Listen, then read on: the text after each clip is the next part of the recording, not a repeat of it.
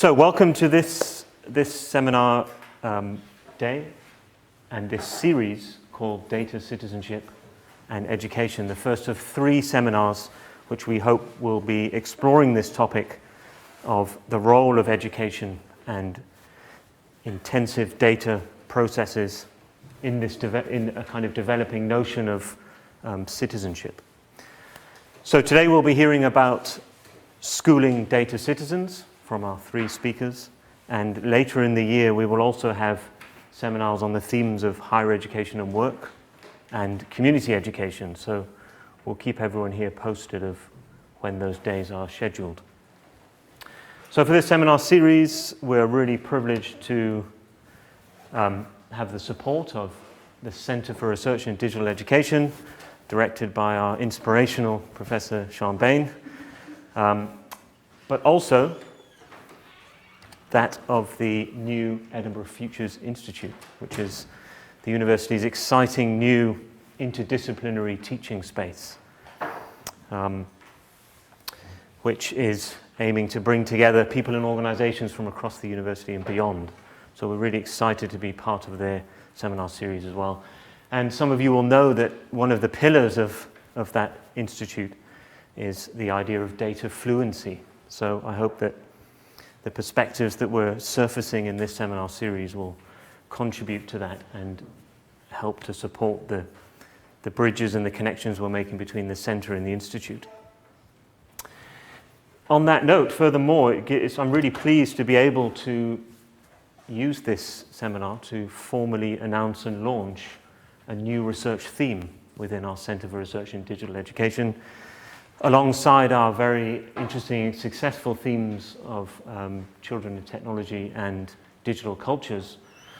We're also launching a theme called Data Society, which we hope will support our current work, but also allow us to develop a new agenda, new research agendas and partnerships around this idea of the data society, and to ask specific educational questions that relate to that.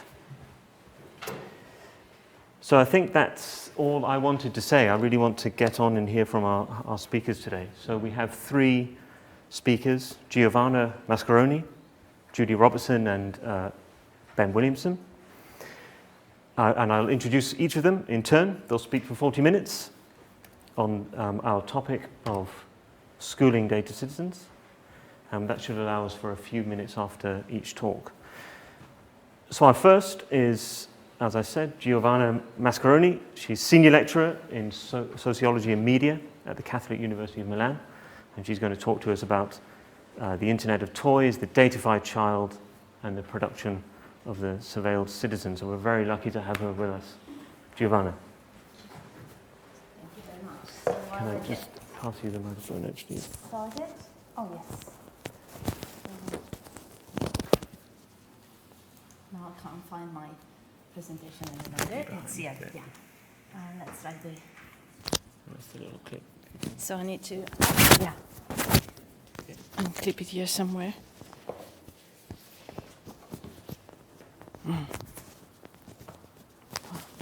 Can you help me with this? I can't.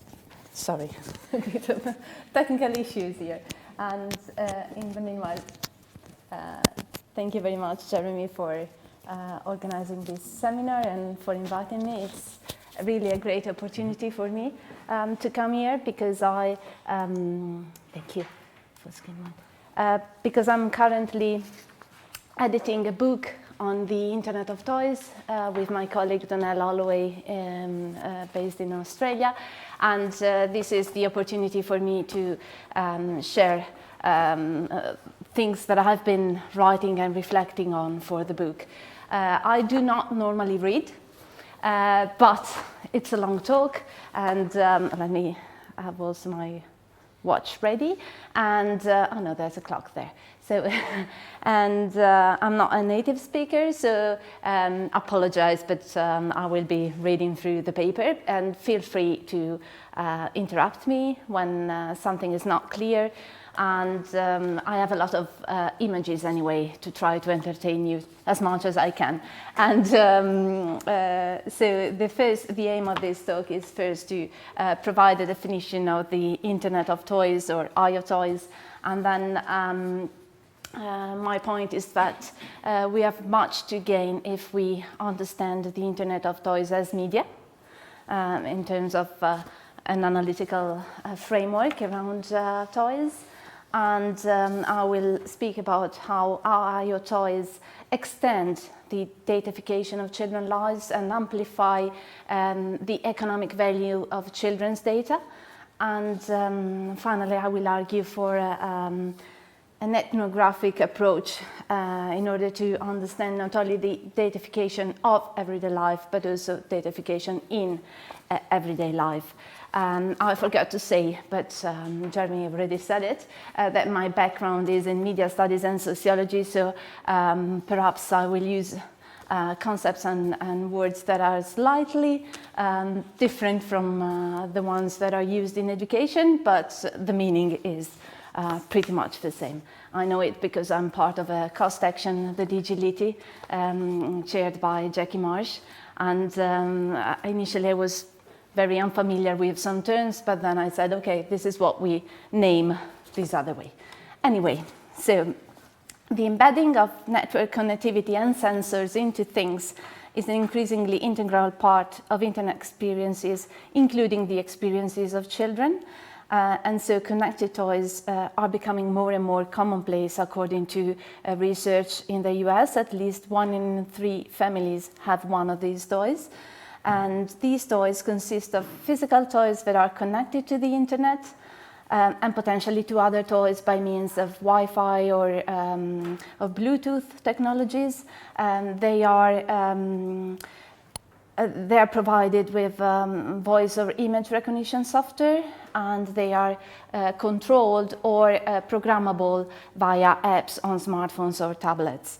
And one of the first examples of internet connected toys were the so-called Toys to Life, so action figurines that are connected to video games.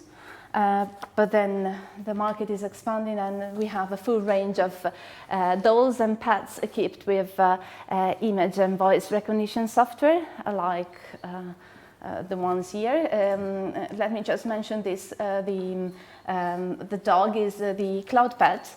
It can be used to send messages, so the child can send messages to their parents when they are at work, and the parents can send messages via smartphones to their child when they're not together. Toys for younger children.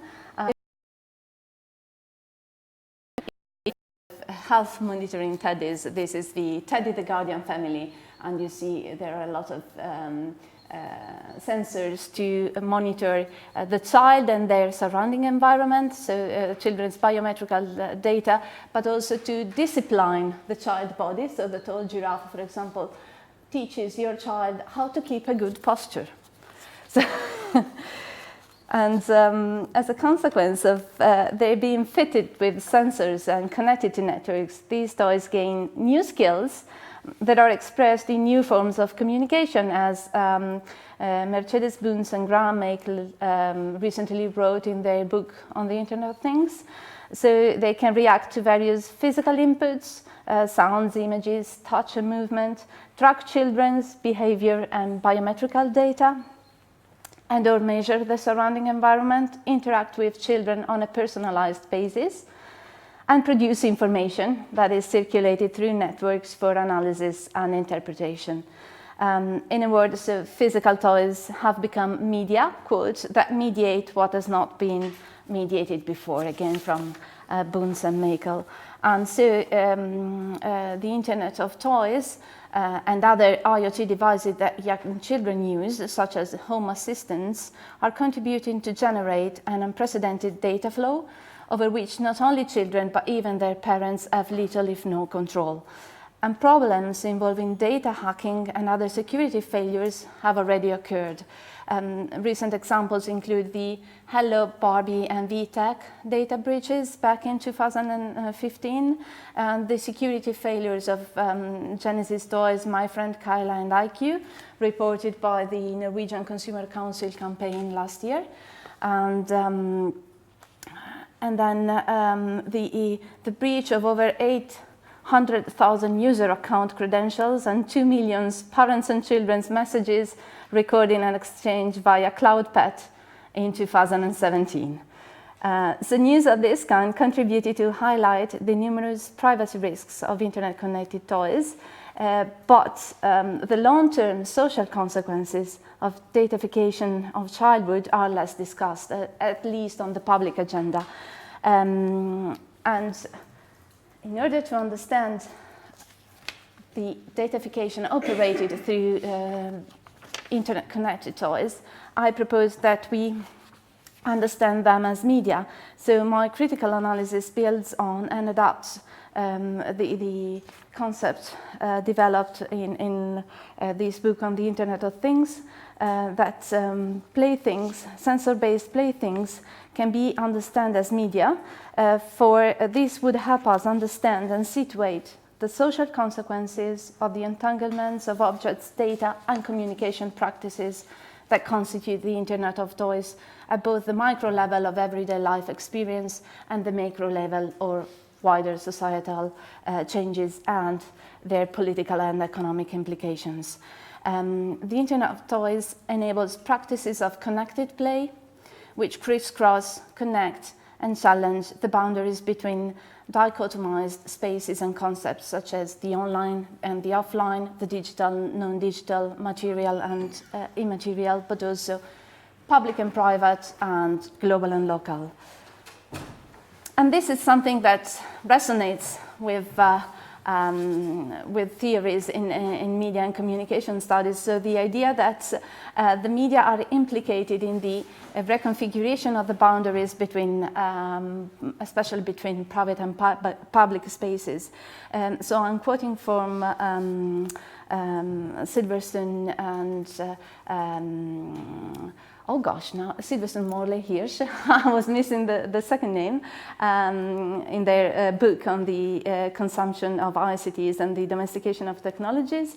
So the media are doubly articulated into private and public social context and cultures for, quote, information and communication technologies uniquely are the means, the media, whereby public and private meanings are mutually negotiated, as well as being the products themselves, through consumption, of such negotiations of meaning.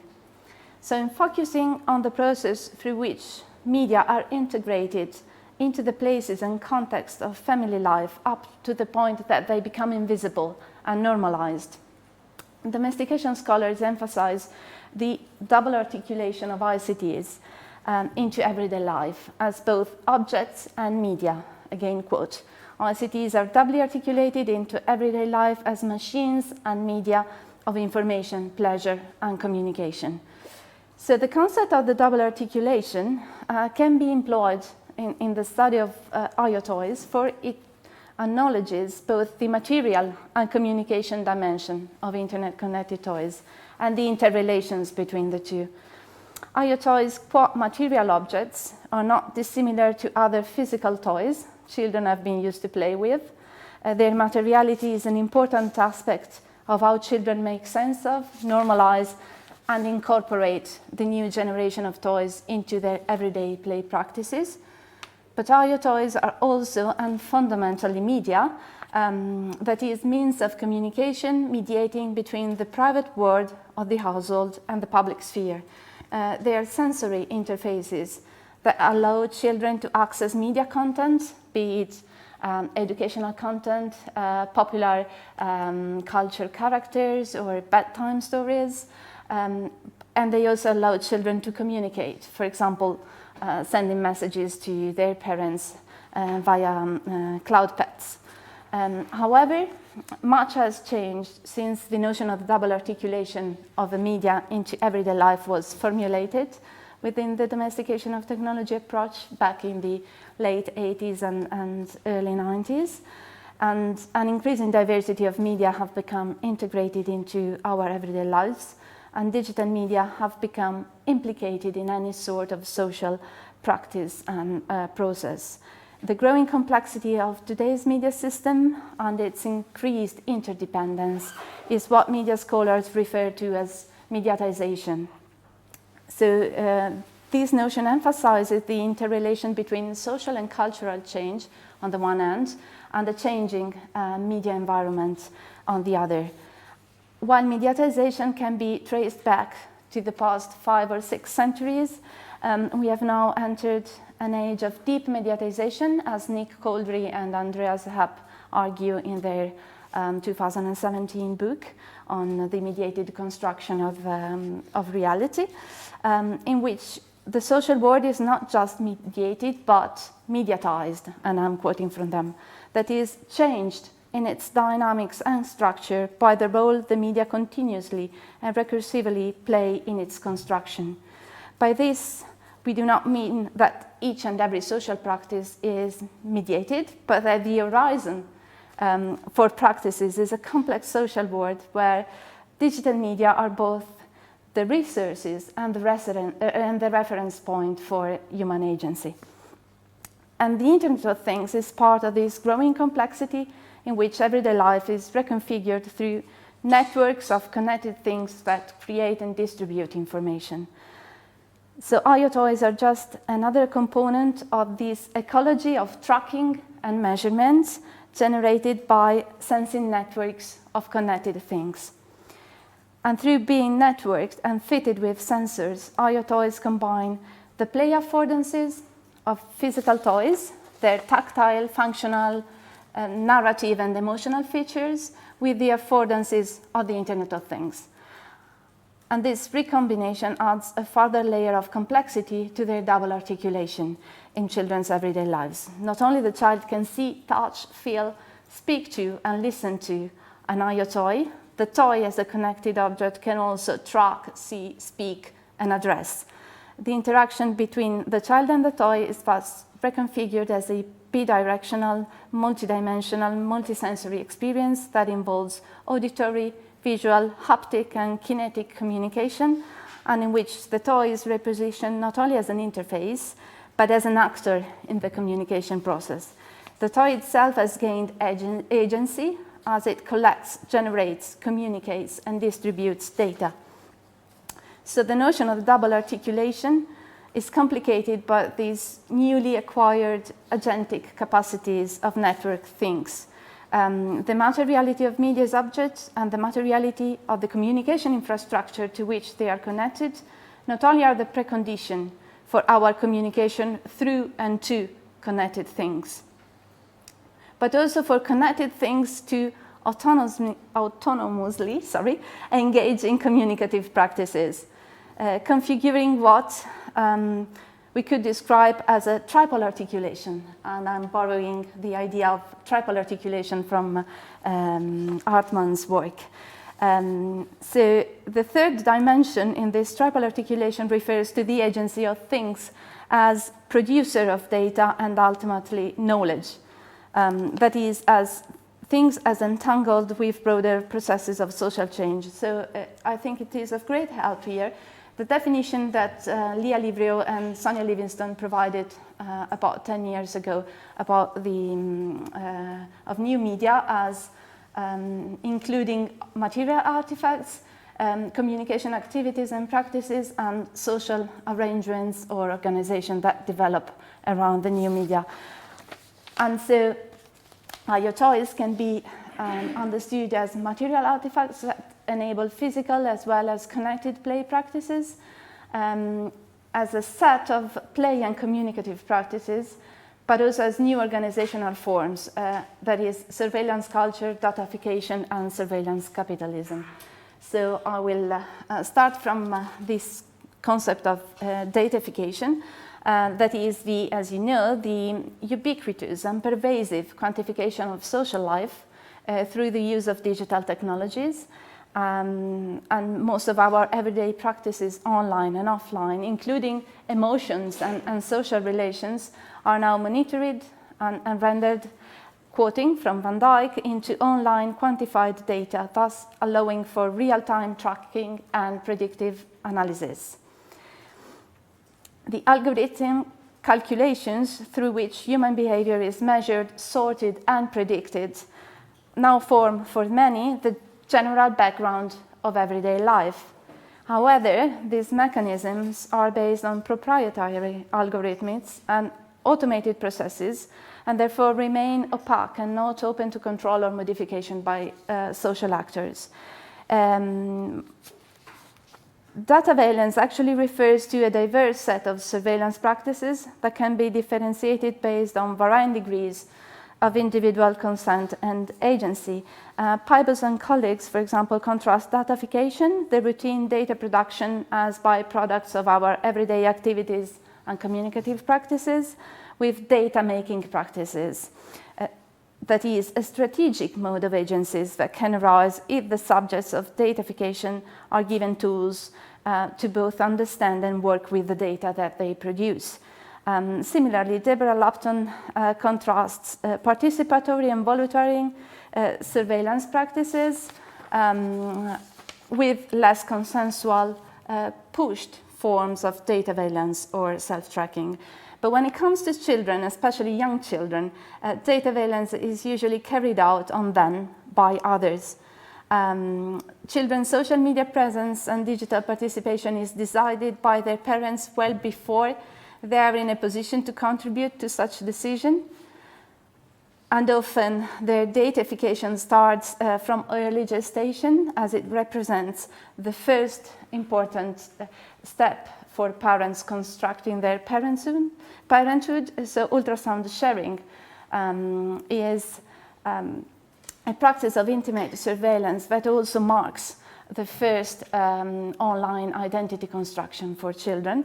And Tama Lever's analysis of the images shared on Instagram with the hashtag ultrasound and birth has shown that the majority of the ultrasound images displayed personally identifiable information, the sonogram metadata, that were rendered public and shared.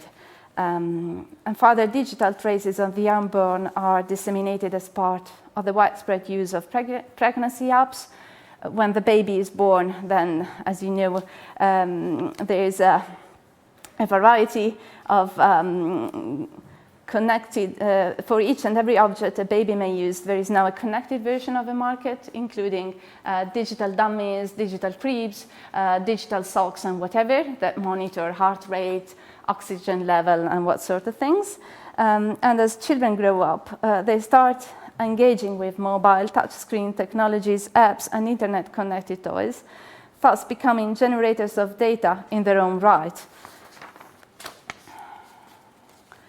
While this practice of journaling children's health and habits has long been established in paper form, tracking children by means of apps, wearables, and other IoT devices turns this practice into a form of data surveillance through which children are constituted as data which simultaneously provide reassurance about their well-being to parents while being aggregated and analyzed as elements of big data sets.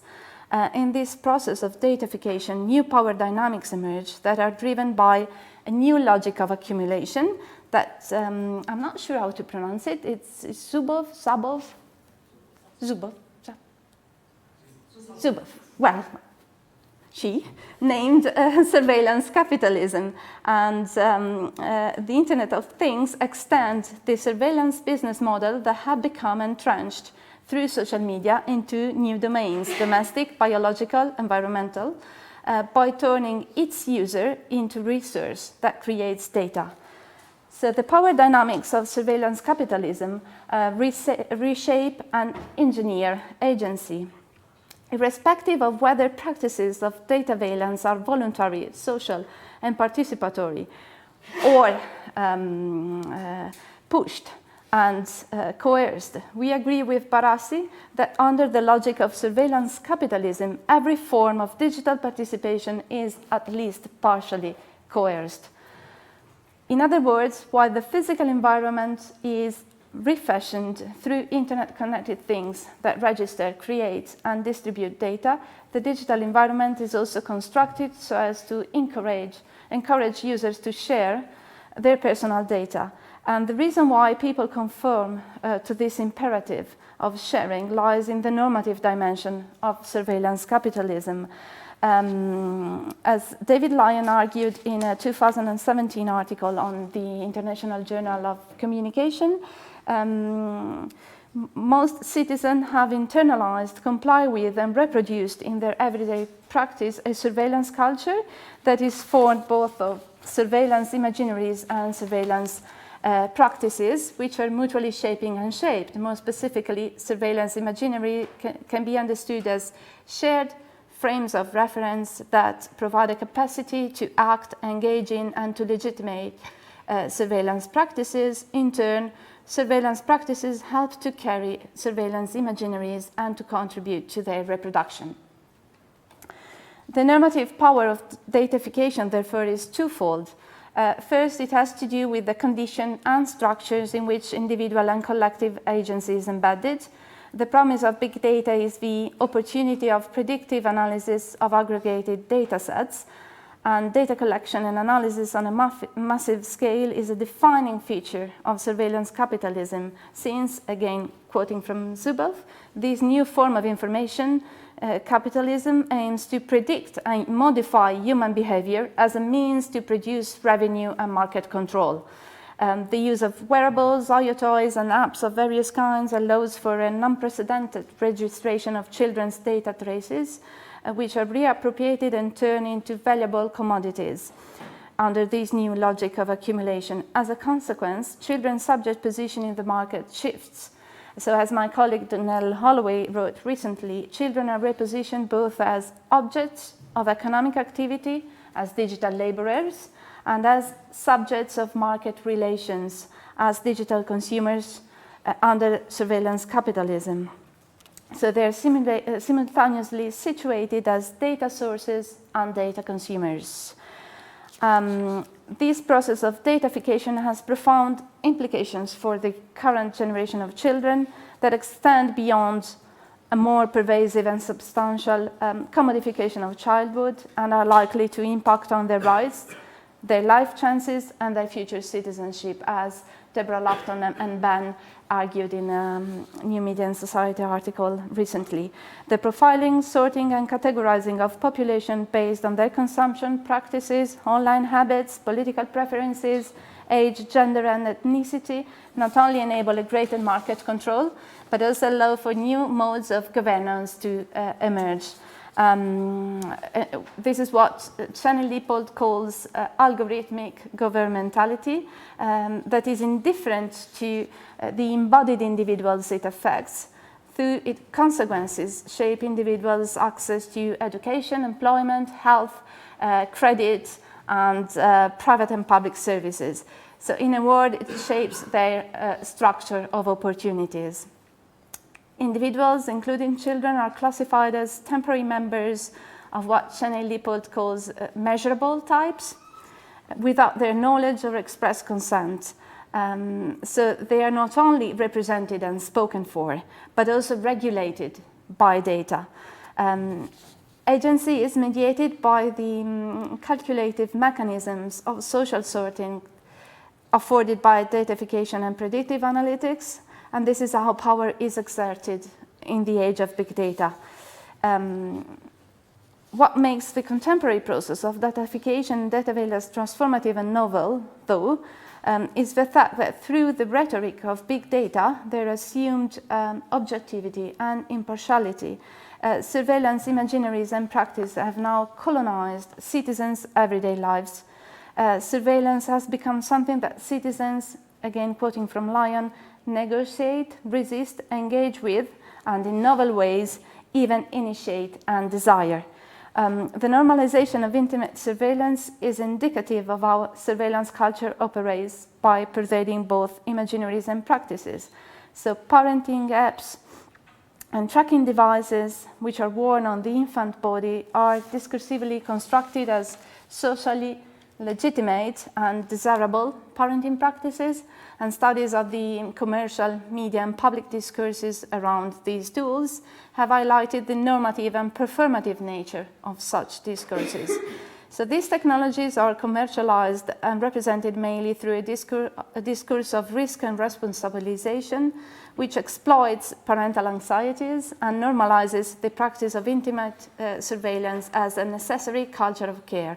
And this is an example for Starling. It's a clip that counts how many words the child is exposed to in an average day, to encourage both parents and the nanny and grandparents and whatever to talk more to their child. And these discursive strategies produces a moral epistemology through which parents are encouraged to conform to a normative pattern in which good parenting is associated with digital surveillance, and two, trust the data that the app or wearable tracking device gives back as objective, reliable, and accurate information. And third, they are encouraged to act upon and react to such knowledge in order to ensure the baby's health, well-being, and development. And those parents who fail to track their children with the aid of these apps are to be blamed as irresponsible. Hence, the moral imperative at play here is not dissimilar to the rhetoric of normative control that permeates the cultural practices of self-tracking.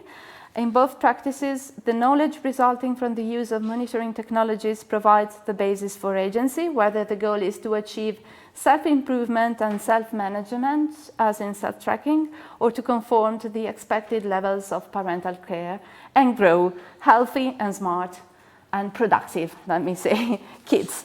A similar neoliberal framework of individual responsibility can also be observed in the discursive construction of IoToys, and this is a report that we produced within the Digility Cost Action, where responsibility is placed on parents and solely on parents, both for protecting children from the potential privacy and safety risks of internet-connected devices and for providing them with access to the learning opportunities of such devices. So parents are encouraged to both protect children and invest in their future. And interconnected technologies are topicalized as both the solution and the problem, such as you see some commercials that appeal to both children, promoting fun and entertainment, and to parents promoting education. Therefore, through the combined effect of surveillance imaginaries and practices, children are embedded in ever-intensifying networks of surveillance, and they become calculable persons. And even before they directly engage in self-tracking, children grow up in a datafied environment where they are socialized to surveillance imaginaries and practice. Being under constant, intimate, or corporate surveillance, children learn to think about quantifying their bodies and behavior and comparing and assessing their own measures and activities with what is considered normal. So as Deborah Lupton and Ben wrote, these calculated children are both calculated and metricized as data traces, but also encouraged to calculate about themselves through encountering their own data. And it seems that children and their parents have little or no agency to resist this surveillance culture in which they are immense. But, there is a but, most recent empirical investigation in the field, and I might go a little, are you monitoring the time? 5 minutes? Yeah, it's about 10. Oh, 10, okay. So most recent empirical investigation in the field warns against essentialists' understanding of apps, wearables, and IoToys that assume these technologies as operating within the same political economic framework, and thus producing homogeneous effects on children and family life.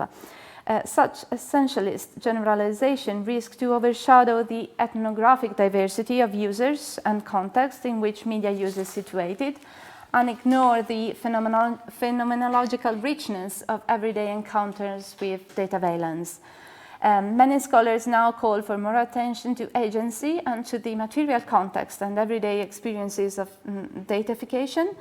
So the challenge is to analyze digital traces in a way that we can contextualize them within the figurations of humans that produce these sequences of digital footprints, but also use them as a means for social construction. And we know that there are many fallacies in how people use these tools. So if we aim to understand not only the datafication of everyday life, but also datafication in everyday life, it is important to document the diverse surveillance imaginaries and practices that are enacted in different families, how they are appropriated, made sense of, negotiated or resisted. And while research on the lived experiences of datafication in family life has just started, we can build on the established fields of domestication of technology studies and studies of parental mediation to point out a few directions that future research in the field could explore. I have already said something about the domestication of technology approach. Just let me repeat that they understand this process of appropriation of technologies into everyday life as a reciprocal process through which both the media and the family are mutually shaped, and also essentially as a cultural process through which meanings and values are created and or reproduced. So future research should investigate how families experience data valence technologies and IoT things in their everyday practices, how they make sense of, how they negotiate or resist the information and meaning generated by such devices, to what extent they reproduce or reinvent surveillance imaginaries, and so on and so forth. Sorry, missed. Oh. Bit of suspense here. Oh gosh. Moreover, we need to take into account parents' practices, including both parental mediation practices and also practices of intimate surveillance. This is not only because young children have little agency to resist data valence, but also because parents play an important role in the domestication of new media, in mediating their children's access and use, as well as their children's digital data traces. Parents engage with, negotiate, and even resist data valence. For example, there is evidence that now parents are aware of the risks of sharenting, and so they employ a few strategies to avoid exposing their children on social media. One, for example, is the disguised child, or the back picture, so that the child is not recognizable immediately. Contextualizing datafication in everyday life means also acknowledging that parental mediation is influenced by socioeconomic status and education, both directly, with digital inequalities resting on and reinforcing social inequalities, and indirectly, with parents' economic and cultural capital shaping their approach to child rearing. Indeed, whether families are media rich or media poor may be less a matter of economic resources than on parenting styles or parental ethno-theories, we could say. Parents from higher socioeconomic background tend to practice what Alison Pugh named symbolic deprivation, pointing to the absence of certain goods or media as the evidence of their good parenting. By contrast, parents from lower socioeconomic status engage in symbolic indulgence and provide their children with certain experiences or goods as a means of fostering their need for belonging. Children in media studies similarly emphasize diverse patterns of parental mediation based on parents' socioeconomic status and education. Specific higher income, higher educated parents tend to endorse an ethic of expressive empowerment, encouraging children to use digital media for education and self-development, and trying to balance online and offline activities. By contrast, lower income, less educated parents endorse an ethic of respectful encouraging media use that are respectful of parental values and rules, and this is the main finding of the Lynn Schofield Clark's book, The Parent App. New forms of digital device are also emerging, with lower income and lower educated users appearing to be more exposed to privacy risks and corporate or government surveillance. So to briefly conclude, the aim with this presentation was to make 3 arguments.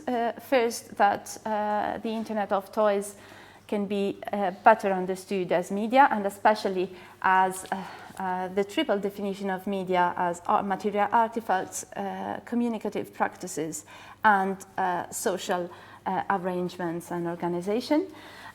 Second, that the power logic of surveillance capitalism operates in 2 ways: by normalizing surveillance culture as an everyday diffused practice in which social actors can engage, and by structuring the opportunities that individuals have access to. And third point, that we have to gain from examining the everyday embedding of data and data valence in the very texture of children's and their parents' experiences. Analyzing the social consequences of media use in context does not go to the detriment of a critical investigation of the role of datification in contemporary societies, nor does it minimize its profound implications for agency and social structures alike. At the opposite, a phenomenological approach to data valence, or again quoting Coldry and App, what we would call a materialist phenomenological approach, would provide the foundations for a richer sociological critique of datafication, as it would address the ontological and epistemological distance between lived experiences and the algorithmic identities that derive from our data-based attributions to measurable types.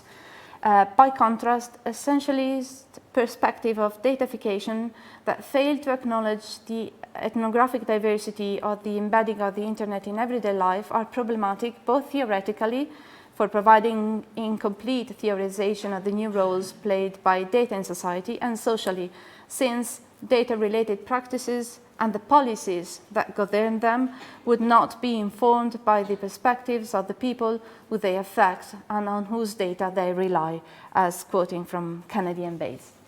Thank you.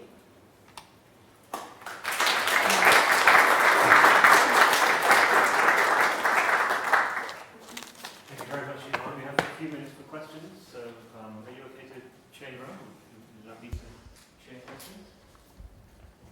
Okay. Yeah. Yeah, sure. Thank you. So we have a few minutes for questions, and I'm also going to try and bring in the tea and coffee while I'm doing this, so we'll see how well I do with that. Questions? Yeah. That was really, really interesting, and since being a kind of studying families' adoption of technology in the 90s using the civil studies and framework, it's good to see someone who remembers that. Yeah. And particularly the emphasis on the appropriation process and how we mustn't believe what some American websites tell us that everyone is doing. These universalist kind of ideas of datafication and data valence.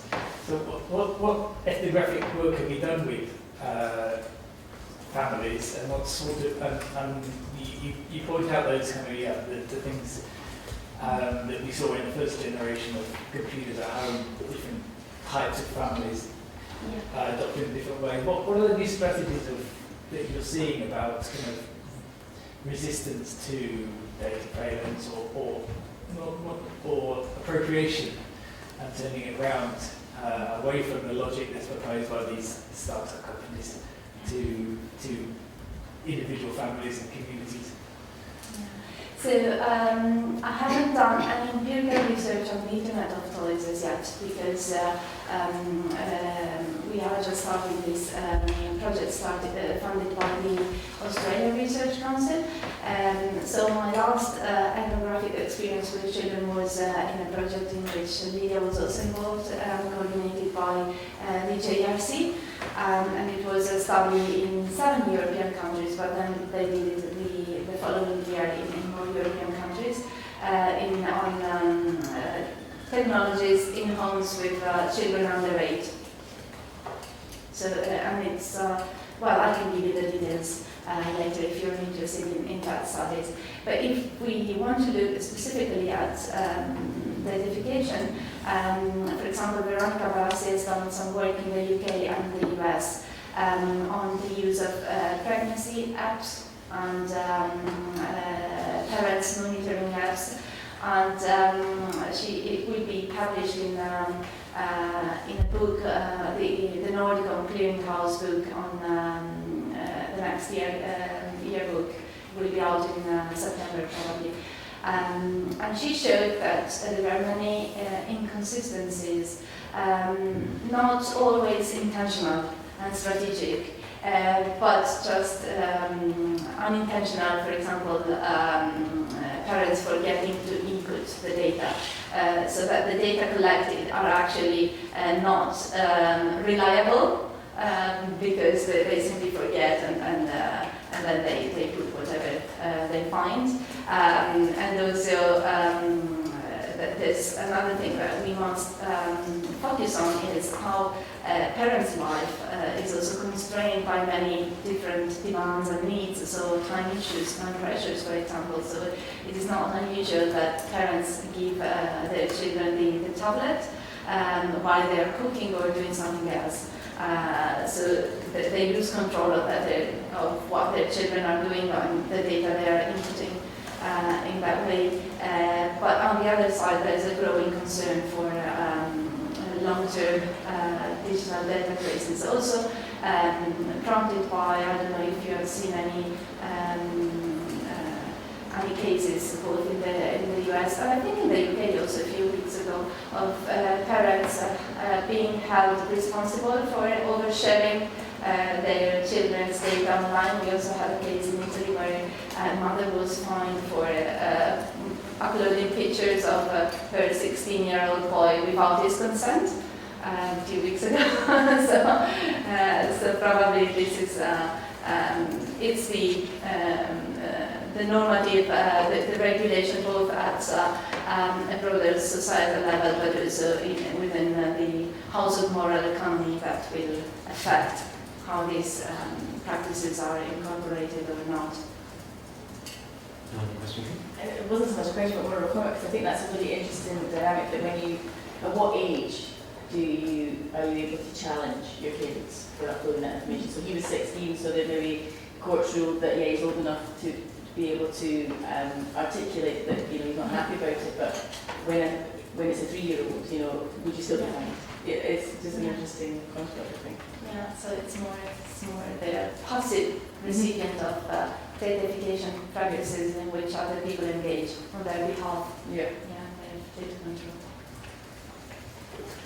I wonder, is there any sort of socioeconomic breakdown of platforms, the different platforms people are using? Because I'm just thinking in terms of, say, Apple devices have got quite a different attitude towards data than, say, a cheaply produced Android device. And, in terms of what you're handing a child, whether it's an iPad or something that's an Internet of choice device that's got maybe an open app store or things like that. Is there any evidence to show that there's kind of a breakdown now in terms of privacy and access to your own privacy and data based on the platform?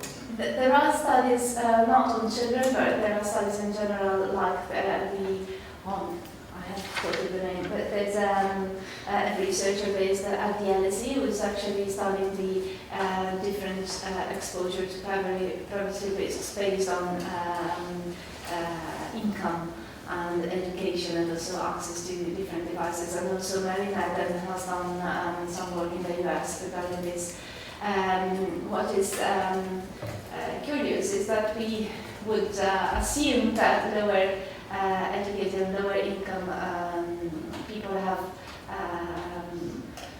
less or worse access to the internet and digital technologies, and this is not always the case. So, for example, the difference is that whereas higher income families have more opportunities to go online on a variety of devices and in a variety of places, then when you come to lower income families, they tend to rely mainly on mobile internet-only access, and this is true also for children.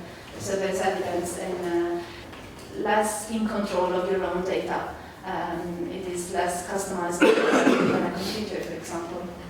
And when it comes to the market, I have the data written somewhere, but it's really a growing market. Also, the IoT is probably not so popular in Europe so far, especially because of linguistic issues related to the voice recognition software.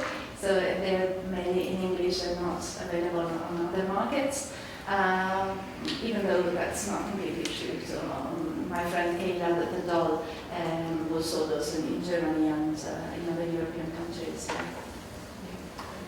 Okay, can we thank Giovanna? If there's any other questions later, thanks again. Do help yourself to the tea and coffee, it has arrived. While Judy sets up. Okay.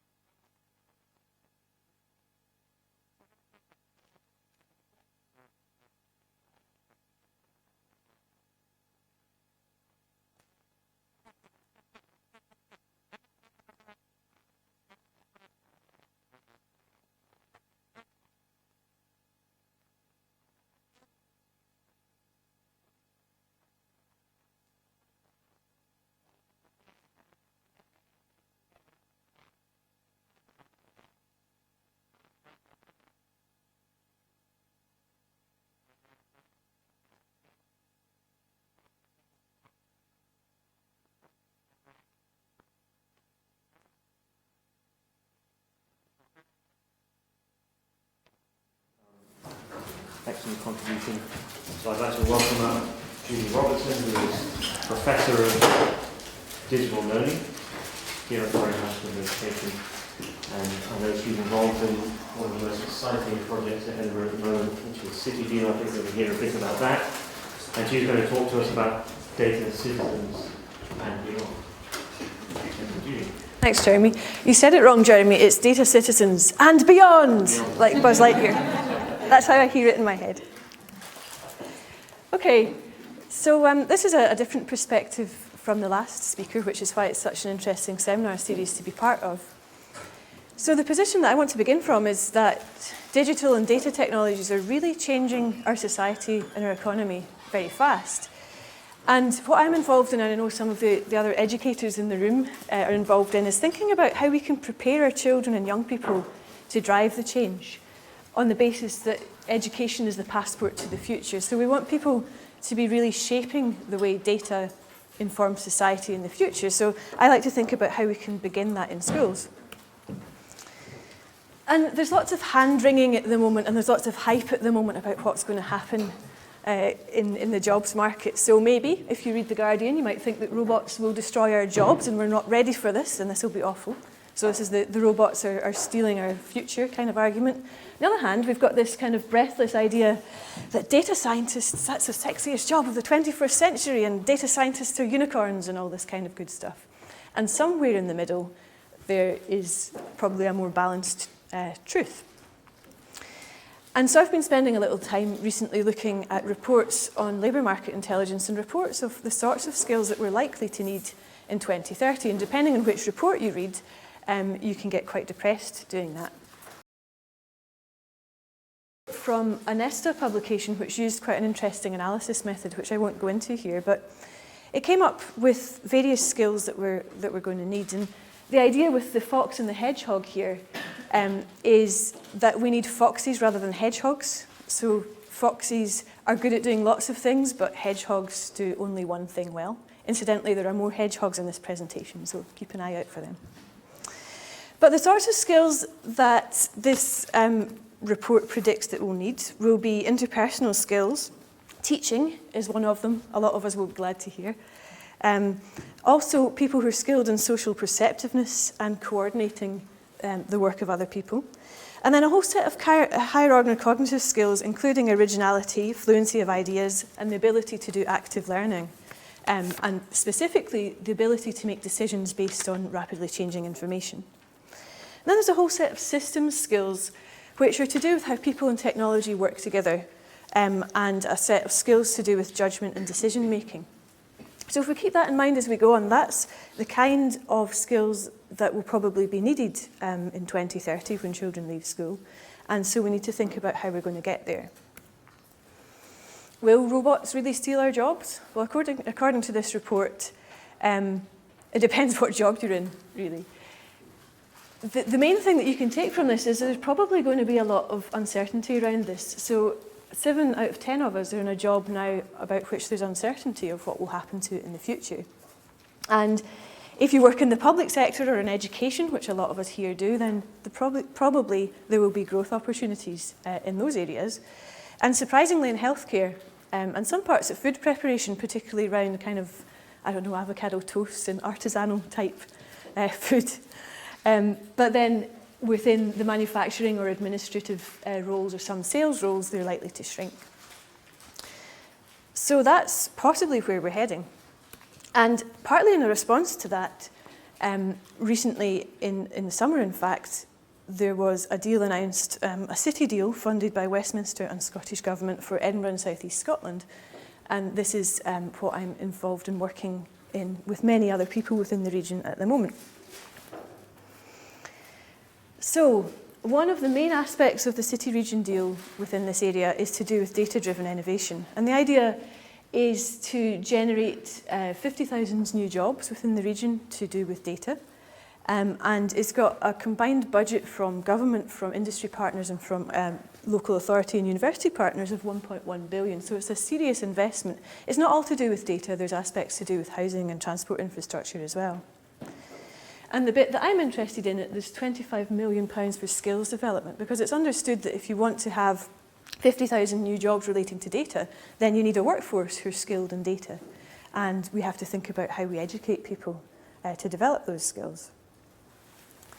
And the idea is that Edinburgh should be the data capital of Europe, which I always like the sound of, but then I think, well, what does that mean?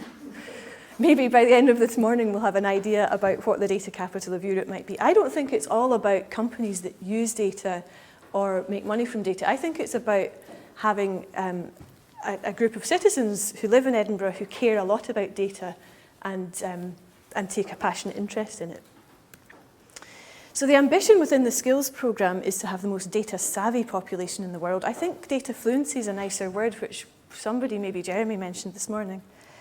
And what we want to do is provide an opportunity for all of our citizens, if they want to learn and master the necessary skills, not only for data-driven innovation, I think, but also to live as active citizens to do with data. And this diagram kind of is trying to capture that idea that we've got everybody in the region and we want a large proportion of them to be data citizens, which I'll define in a minute.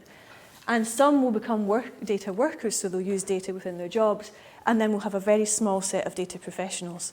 And across Edinburgh University, there will be many new master's programmes that will generate a series of data professionals in highly specialised areas, from public health through to space and satellite to agricultural technology or financial technology. But with data citizens, I think this is probably the category which comes closest to what our previous speakers' concerns might be related to. So we want people to have the opportunity at school to become data citizens. So they're people who are actively involved in the production of data, not just passively leaving a data trail like a snail behind you. But the aim here is to have the citizens to learn about how their personal data is used, what their legal rights are and what privacy implications are for their data. In order to do that, we think they're going to have to learn various skills at school or in other learning situations to find out what data is collected about them, where it's stored, and understand about open data and what use can be made of open data. But I think one of the things is that we want people to take part in ongoing discussions about what data citizenship means and why it's important. And I think personally that quite often there's negative discussion about the dangers of data, but I think there's lots of opportunities as well. And you'll see towards the end of my talk that I have various optimistic ideas about the opportunities rather than dwelling so much on the dangers. So the kinds of data citizens that we might have, just as some examples, we might have somebody who has reached the end of broad general education within the Scottish school system. So a 12-year-old, say, would have a good founding in data citizenship by the end of our programme. Or you might have somebody who has studied in further education. And the plan is, with our further education colleagues within the City Region deal, is to offer it as a core skills component for all of the further education learners. You might have somebody who is retired and has taken it as an evening class due to personal interest. And one of the aspects that we're particularly interested in, because Scottish Government is emphasising this, is that people who have become unemployed recently should have routes through to other jobs, which perhaps rely on data more than some of the traditional skills which might be declining. So we're looking for routes to help people into the new opportunities, particularly if their jobs have been affected by automation. So data workers, by this definition, are people who use data within their occupation, within their job, and they're not employed within data companies necessarily, but it's the idea about using data to inform decisions within a business context. And so in that case, you need some basic knowledge of statistics, perhaps a little bit of programming, but mostly what you need to do is to be able to read and interpret and understand data and data visualizations very fluently so that you can use it to inform decision making if you want to do that. And so we might have people who are retraining perhaps from retail into a role in another sort of sector which might require more data analysis. We would hope that school leavers would have an opportunity to take data science qualifications and leave ready for school leaver type positions within companies. You might have you might have executives within companies who want to understand what data science could do for their company. Or you might have people within professions like particularly healthcare. It's seen that more and more there will be personal data used there, and so healthcare professionals like nurses need to be able to understand how to make use of data which might be helpful, which their patients are generating. And then at the, I suppose the end point of the spectrum, if you want to look at it like that, though you don't have to, is that there will be roles for some people who are highly specialised in aspects of data, like data scientists, data engineers, data ethicists. And the idea, though, is that we want to provide routes for all people within the region to get to one of these jobs if they want to, rather than the usual suspects of the people who would go to higher education anyway. So it's finding routes through various means to get into the education that they might want to do. And so there are various ways for that. So one thing that we're particularly interested in is gender equality. So we particularly want to redress the balance within the tech industry if possible. And so encouraging women returners to switch into data professional roles would be a good thing to do. We might have undergraduate routes specialising in data science. We might offer graduate level apprenticeships, for example, as a way to become a data professional. And we also know that we need to make sure that people who are already working as data professionals can continue to educate themselves and make sure their knowledge is fresh, because it's a very rapidly moving field, as we know. So that's the general picture of what we want to do at various levels, and you can see that it's a huge programme starting from schools and reaching lifelong learning. But I want to focus on the schools because that's the aspect that I'm working on at the moment. And the idea here really, as I said, is that because we know that data science and AI are transforming society, we really want children to be on top of that. We don't want them to be seen as passive victims, as something that data happens to, or that they generate data which other people make use of. They can have ownership over what happens to the data. They can have a say on it. They need skills in order to be able to do that, and this is what we're trying to think about. So we want them to be able to drive innovation if they choose to do so. But we want them to be really noisy and really critical about what happens to the data. We want them to care about it and challenge people about it. And we've actually got some projects that we're working on with our colleagues in Midlothian, which we can maybe talk about in the discussion. But it's the idea that children can be really involved in, for example, what data might be held on them in the school, or what data shows about what their school environment is like and the impact it might have on their learning. So within the city region deal, there are 6 local authorities and 121,000 learners spread over 528 schools, which is a lot of people really. And what we hope to do is offer education for them at data citizenship level at the very least, by the time they have finished broad general education, and to have laid the foundation so that if they want to become data workers, if they want to develop those skills, they have the intellectual foundations in maths particularly, including data handling, probability and statistics, and some aspects of programming. And how we're hoping to do that is to come up with a curriculum for data education right across the SCQF level, starting from the curriculum for excellence at 3, and then working up to, if you were to reach university or master's level education, what skills would you need to develop there? So it's a combination of the computer science and the maths parts of the curriculum that we think we can do that in. And then, of course, because we have such expertise across the new data-driven innovation institutes within CityDeal, we have the opportunity to come up with some really exciting, cutting-edge ideas about new developments in technology, which we will then develop further using teaching expertise to make them suitable for children.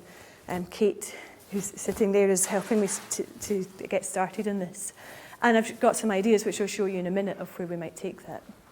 But obviously, there's no point in having just teaching materials or a curriculum unless you have skilled teachers who are able to help children to learn it. And so a large part of the programme is about establishing professional learning networks so that primary and secondary teachers have got some background knowledge in this, because it's not like any of us, even in this room, have been educated ourselves particularly systematically about data.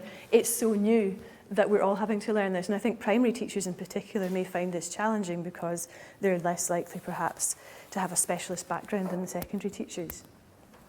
And And part of it as well is about advising young people and their parents that there are careers in data and what sorts of careers there might be, because the opportunities which exist won't have existed for very long. So we need to help people to understand what might be available.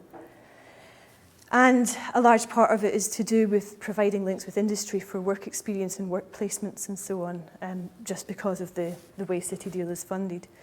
And again, because of the gender inclusion angle, we're going to work with Equate Scotland to make sure that not only can we persuade women that data science would be a good career, but also that employers take some responsibility for making sure that there are inclusive working environments if we do manage to persuade women that they want to work in data. So that's roughly what the idea with the City Deals skill programme is. But I just wanted to share some speculation or some dreams of what I would like classrooms to look like once we reach the end of the 8-year City Deal period, or perhaps halfway through. Maybe we'll just get much further than this. So I think that data can be personally meaningful. And one way that we can get started with getting children interested in, for example, learning about data visualization, is to start from topics which really interest them. Does anybody know a kid who's interested in Pokemon?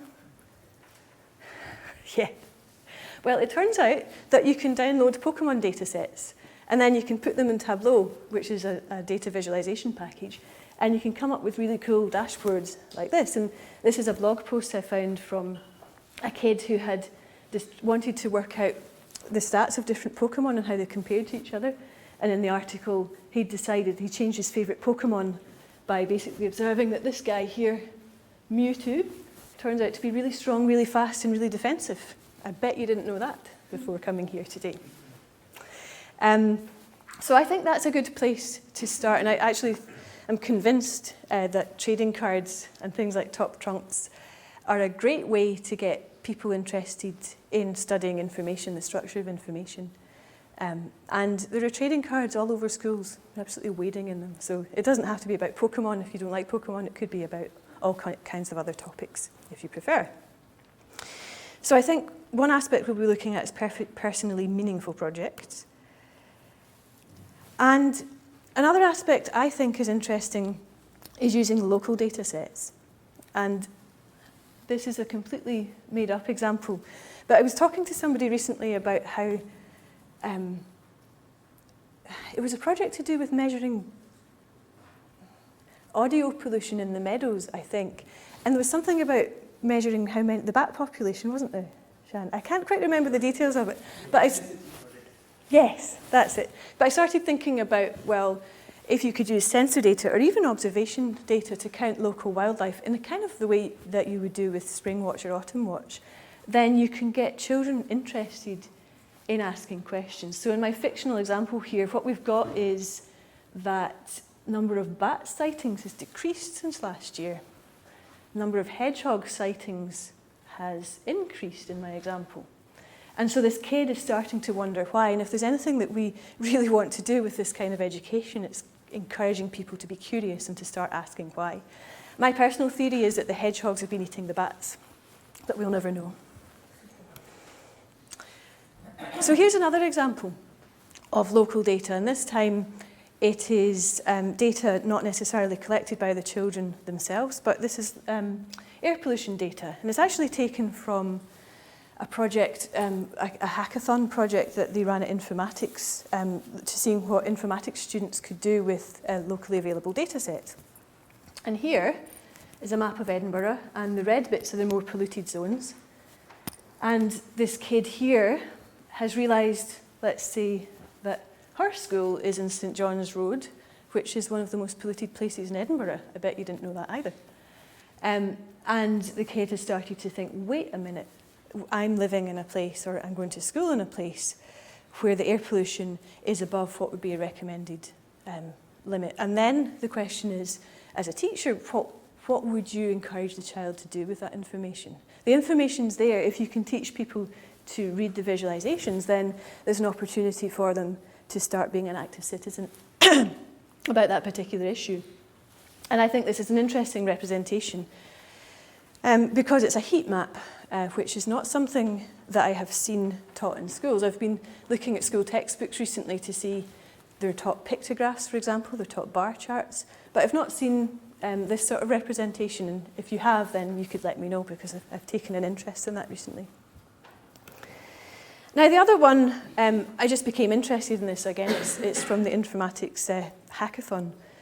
And this group of students have taken various sorts of data set. This is and put them together. Now, this is a map of Scotland, and this is the Edinburgh Central ward or area. And the students have put it together with information about the local members of the Scottish Parliament and the sorts of things that they tend to talk about.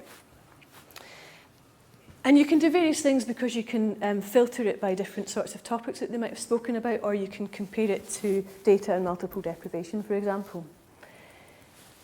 And I started to think that perhaps in a modern studies classroom, children could get interested in this and take it a bit further, because you can, if you go to theyworkforyou.com or .org or whatever it is, you can find out how your MP has voted, you can find out what they've said in speeches, and then there are websites which make it very easy to write to your SNP about issues that you care about.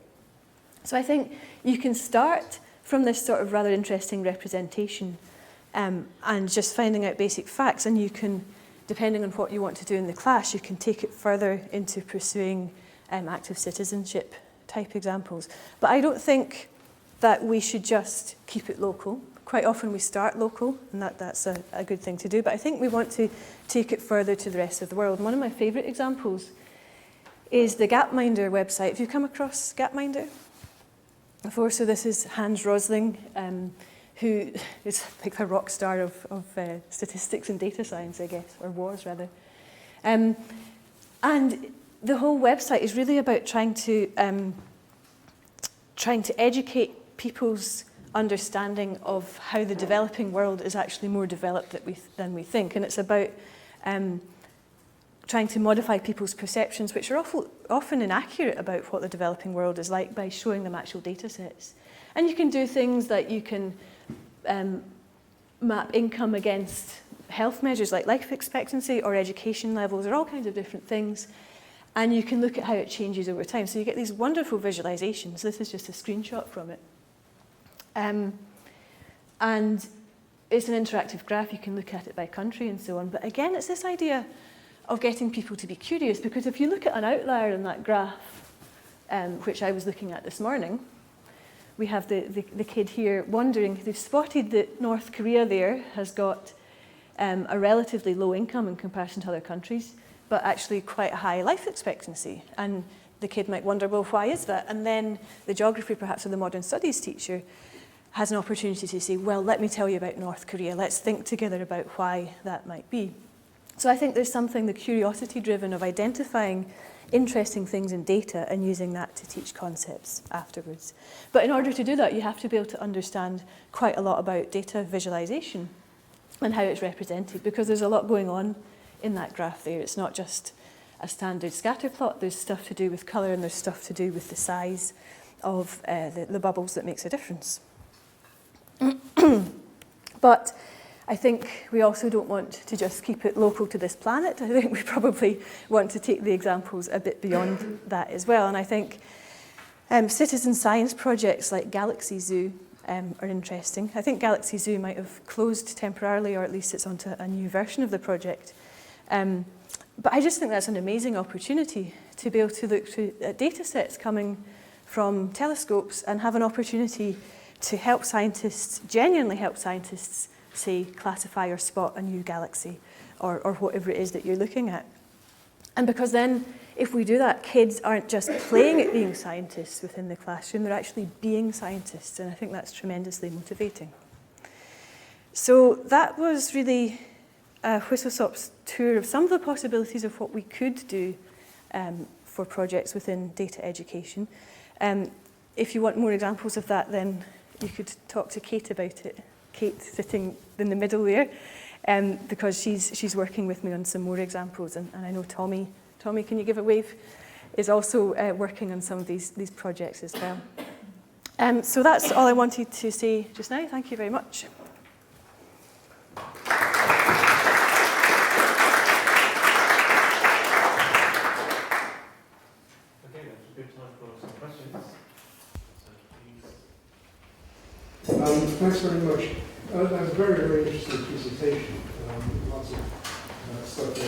very encouraging.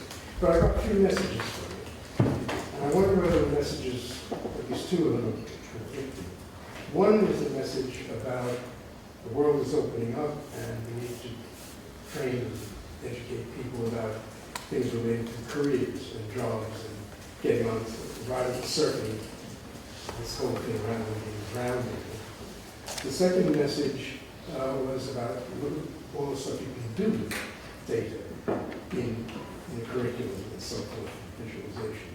The third message is, but we want people to be critical about all this stuff, and there are ethical and legal and other kinds of considerations.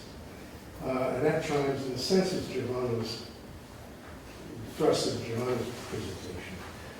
Isn't there a danger that the first 2 are going to marginalize the third one? There's lots of experience over the past many years to show that message about being critical of, data and information technology and so forth is always marginalized. It's marginalized certainly in the education of computer scientists. And therefore it may be marginalized in the generations yet to come who are going to be learning about this and in the face of where can I get a job in the data world and so on. How are you really sure that critical message is not marginalized?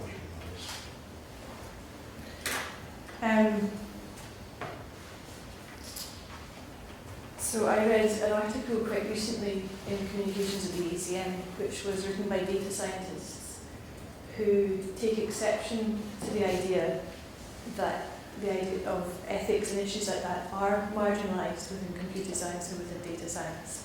That people who work as data scientists deal with ethics every day in the practice of doing their job and doing their analysis, that there are decisions that you have to make which have ethical implications. And so people have to think about those, and sometimes the very act of studying those problems throws up new ethical questions which critics of data science who don't have the technical background have not yet thought of. So I think that that's one aspect of that. The other is that we have an opportunity to develop a curriculum now that, if we want, can have these important issues to do with ethics as prominent as the technical issues, and I think that they should be intertwined. And so then it's a question of what do we want to tell people? What sorts of things can they find out? And then it's really a question of anyone who has a conscience or feels that it's important to say these things gets in touch and gets involved when we're developing the curriculum. If you give me a reference to the ACM article, that would be interesting. Yeah. I think, is it also a question of how, as a university, we sort of frame what we think we're doing with City Deal, isn't it? Because it's the fantastic work that the skills programme is doing. We need to, I think anyway, we need to think about how we frame that within a broader context of critical data citizenship and a sort of strong research agenda around data and critical approaches to it, like the ones that Giovanna was talking about. So, I don't know, do you have any thoughts on that? Are we going about it the right way? Is EFI, for example, going to be a good place where we can start to do that framing of City Deal? I just wondered what your thoughts were. Yeah, I think definitely. So EFI is the Edinburgh Futures Institute, and I think that could be a place where we bring social science and humanities and the arts together with some of the more technical aspects of data. But I think we can do that if we get beyond the idea, perhaps, that there are critics and there are people doing the technical stuff, and work together to have a community of people who do both. Then I think that will probably be most profitable. It's very interesting to see how this is going on. Being as someone who's involved in education of people between data science and other fields, a couple of points I'd like to hear your perspective on. One is that most of us won't actually need to use many of the tools of data science, but we still live in a world where it's defined. We have to be able to critically engage with it. So a lot of our teaching is about the people who will work with data scientists, how they work with them, how they critically engage with those, rather than having to learn skills. Another point is how useful do you find the concept of data? Because this is a rather abstract concept that's become fashionable, but actually confuses as much as it clarifies. I didn't use the word evidence. Other people talk about knowledge. How does the word data work when you go and talk to teachers and talk to kids? How do they understand what this is and how it's as a concept? How is it operationalised? This language of data. Yeah, I mean, I prefer the term evidence, and you're right about with schools and with young people, because if you look at the word data, just if you go out and look at adverts on the side of buses, then it's usually talking about data as in a data plan for your mobile phone, and that's going to confuse everybody in school. So I think we need to kind of sort that out. But I'm not sure. Tommy or Kate, do you have any ideas about what we could say instead of data? I think data is still the correct term to use as the fundamental base, and then it becomes evidence once it moves up from there. So I think the misuse of the word data on the sides of buses, we need to work against that. And I think what you've been saying about the two sides of our job in hand come together, they've got to come together as early as possible with our youngsters in primary, if not early years, so that people are understanding opportunities that are there behind data, but also the difficulties that arise around it. I think one of the biggest problems will be our teaching force. Because we've got a lot of work to do there to educate them around all of this, and it's going to be in primary that we're beginning that, as early as possible in the primary schools or perhaps into early years. So it will be difficult.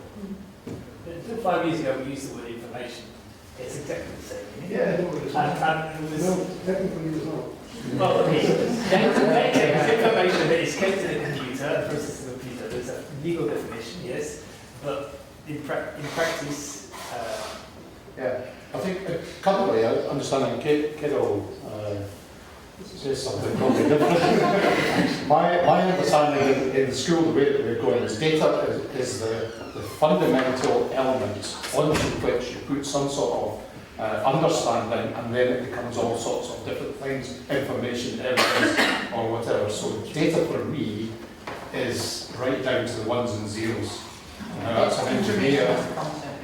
Yeah, that's from an engineering background. I would like to go a little bit further than that from the school's point of view, because I think there's a tendency, as Tommy's saying there, to think of data as the ones and zeros, but we're swimming in data in this room just now, but we're not paying attention to it. So maybe the level of the sound, the temperature, and so on. So we need to distinguish between the stuff that we've decided to pay attention to and which we've captured, and the other data that we might want to capture. I think Peter Chetland in his soft systems made this distinction, and it kind of really stuck with me, that we need to think of that. And I think particularly within Internet of Things, there are more opportunities to pay attention to more social data. I wonder if we can just quickly come back to the first part of James's question, which I think, right in understanding, was saying that data still sort of acts upon us even when we're not directly working with some kind of interface. So, especially in education, I think our learning or teaching lives are being defined by data science that's happening sort of behind the scenes. So I wonder if you have a response to that bit, which I think was kind of what you were getting at. I'm sorry, can you? So most of us don't actually use many of the tools of the data science. We'll be engaging with many people, commission other people to do that work, and then use the results. Right, but you still have to understand it so that you can. So how much understanding do you need? Yeah, I think you need to, at the very least, to be able to read a data visualization of the examples I've given there, and not just take it at face value. So you need to be able to know what it says and how it might affect your decision making, but you also have to be aware of what assumptions have been made when the data was collected, for example? Do I know that the data set that was gathered was representative? If it isn't, how might that affect the decision I'm going to make? Is it valid? Do we need another data set? And so that, I think that's where you start to bring in the ethical kinds of questions and think about the impact that the decisions might have if you can't trust the data you've got in front of you. So it's people need to be aware not only of what the data says, but whether it's likely to be valid. And we probably don't need to know necessarily about how the maths behind the models works in a lot of detail, but they need to know enough about, say, the limitations and techniques like that to avoid making misleading decisions or ill-informed decisions. Can I just add to a point that was touched on earlier? The interesting thing about both talks is the opportunities and the risks, right? So privacy and that. Going back to the syllabus, I think it's really important to emphasise at a primary level the sort of the ethics from what children can expect to have knowledge today about them, and to give them from the ground up understanding of what we might consider to be socially responsible in the future. Some of these children will go into academics, others will go and work for Google and Facebook. And so how we would like this sort of data capitalism, the surveillance capitalism to run in the future, or how we like it occur, probably starts really with the young folk appreciating issues that are important from today and issues that they will be the driver in the future. Yeah, I agree with that, absolutely. Can I just Yes, please. very brief comment? Building on that, so I also appreciate very much your presentation and how you emphasize that it's important to empower young people and everyone to become data citizens and not just passive objects of data. But I was raising a similar issue, so how can we actually compete with the big 5 internet companies and their popularity? So it's all these citizens and bottom-up initiatives that involve citizens. They're usually more difficult to use than Google or Facebook. And Facebook and other social media platforms for young people have they also rely very much on peer pressure. So I don't know if you have heard about it, but Facebook, which is losing popularity among children and young people, has now launched a new Facebook Kids Messenger app that is promoted as a safe environment for children to chat with each other, where the parent can keep an eye on them and control what they are doing, but still they are on Facebook. And it's a way to ensure that they are on Facebook at very younger ages and they stay there as long as possible. So I'm a bit concerned about this and how we can actually resist this. Okay, but you want to resist, and you mentioned competing against the big 5. And I think I'm inclined to say, well, let's educate the children about what the benefits and the harms of what's happening to the data, and then let them decide whether they want to use it or not. I mean, so we're academics in this room talking about the potential harms of children, and we don't necessarily know better, we might just simply be older. So it could be that children make different trade-offs and say, okay, well, I know this, and this about Facebook, but because this, and this is valuable to me, I'm going to keep using it. And it probably won't be Facebook next year, it'll probably be some other platform. So I think, and that's partly when I said about data citizens, is that I would like people to be part of an evolving discussion of how data is used in societies, because society's going to change and data's going to influence that, and the kids will be part of it. But we cannot say, you should not do this, you should not do that. It's not appropriate. Okay, can we thank Judy once more? And please do grab a tea or coffee if you need one, but I'm going to be ruthless in starting the next talk on time.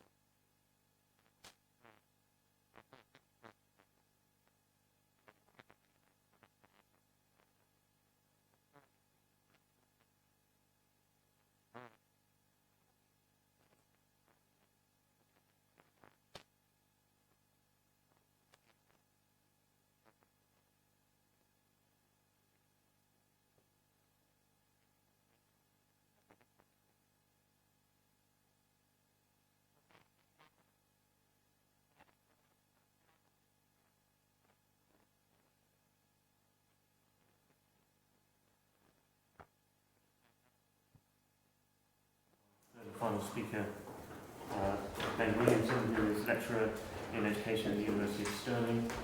I was lucky to be involved a couple of years ago in a Ben's ESRC-funded seminar series, Code Acts in Education. I think that, for me, really set the foundation for a good critical discussion of the use of code and data and algorithms and all sorts of other things in education specifically. So it's a privilege to invite Ben back to talk about rewiring digital citizens through neurotechnologies in education. Okay, thank you, Jeremy. This was my favourite education technology product marketing shot of 2017, and I think very well introduces what I want to talk about, which is about the ways in which neuroscience, brain science, as a kind of source of authority and knowledge and expertise in education has begun to move not just from kind of brain scanning images of the learning brain and so on, but to increasingly wearable, pervasive devices that might actually be worn in the classroom or embedded in the environment and so on. So these kind of neurotechnologies that I'm going to talk about today seem to suggest new ways that we can know young people, new ways of understanding what's going on in the head during learning activities, and perhaps new ways of intervening on the brain.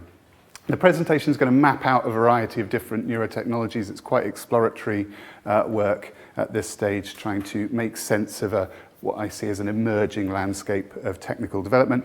And I want to try and begin asking some questions about what this might mean for digital citizenship or data citizenship as we go along.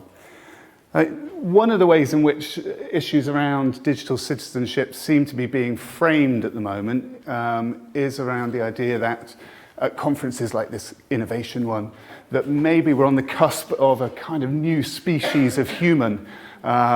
So I was really taken by some of the conversation at this event that I listened to. I wasn't present, but I listened to it, where there was discussion of second-class biological citizens being left behind as digital citizens take off, able to do more and more because they're upgraded, a little like we upgrade iPhones.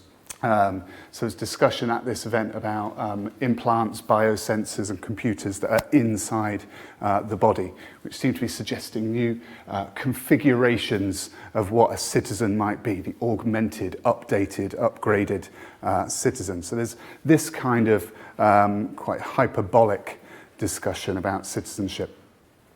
In terms of a kind of academic discussion about digital citizenship and perhaps where digital citizenship or how that might be redefined in relation to data has been provided by people like Eisen and Rupert in this particular book, where they talk about this idea of the digital citizen as being quite a contested category and a problem, that there are all sorts of different organisations, from central government agencies to commercial organisations to think tanks and so on, all variously trying to define what the citizen is in the context of increasing digitisation and datafication.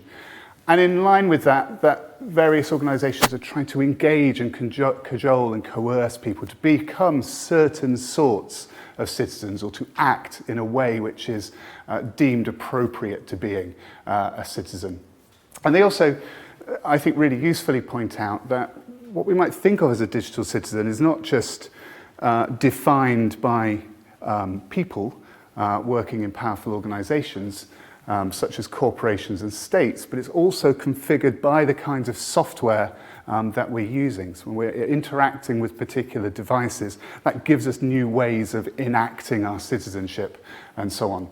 So the programmers who actually construct the things we use may have a role in configuring the forms of citizenship we are able to act out. How active a citizen are we able to be if the majority of our digital lives are lived only through the big five and so on.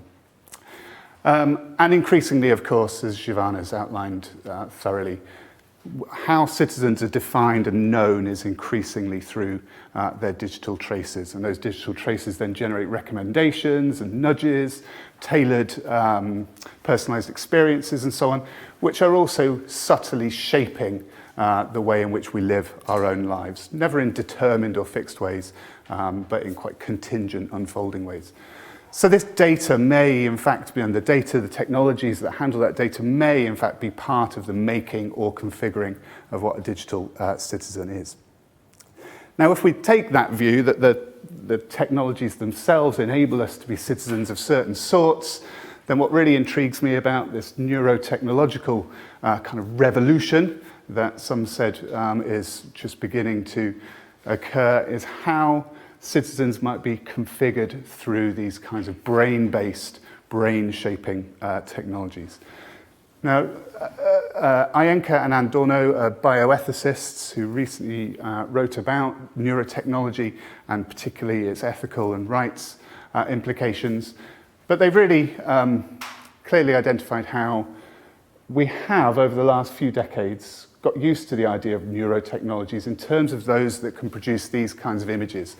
We can map out and see the structure and some of the functioning of the human brain through electroencephalography and functional magnetic resonance imaging and so on. But, they say, beyond that, over the next decades, these technologies may become increasingly pervasive, embedded, and effective in influencing or modulating some of the neural correlates of our psychology and behavior. And they suggest that we may even have the possibility of mining the mind, or at least the kind of informationally rich structural aspects of it. And the sociologist Nick Rose has talked about how these kinds of images appear to suggest that the brain has now become legible, that we can read it and at least begin to correlate parts of brain function with thoughts and intentions and so on.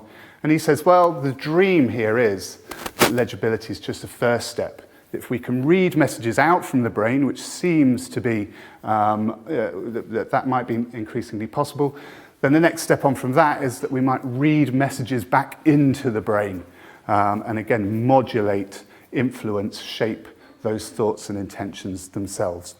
And that is the kind of interest or concern of this kind of stuff. This was a great image from a Washington Post article about neurotechnology from a little while ago.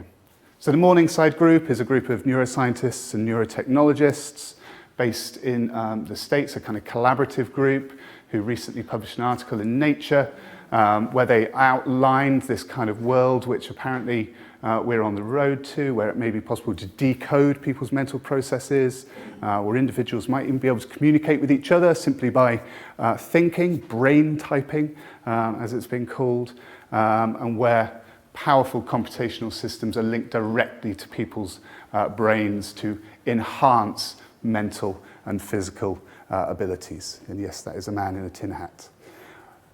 Right, the way I want to approach the neurotechnologies that are being developed for or applied to education is in sort of three categories.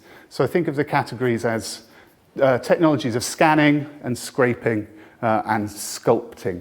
So in the first category, we've got the more familiar technologies of neuroimaging, the brain scanning stuff that we've all seen the pictures of, EEG and brain signal recording, fMRI that records the cerebral blood flow and oxygenation in different parts of the brain and so on. Then we move to what I consider a slightly different form of scraping the brain.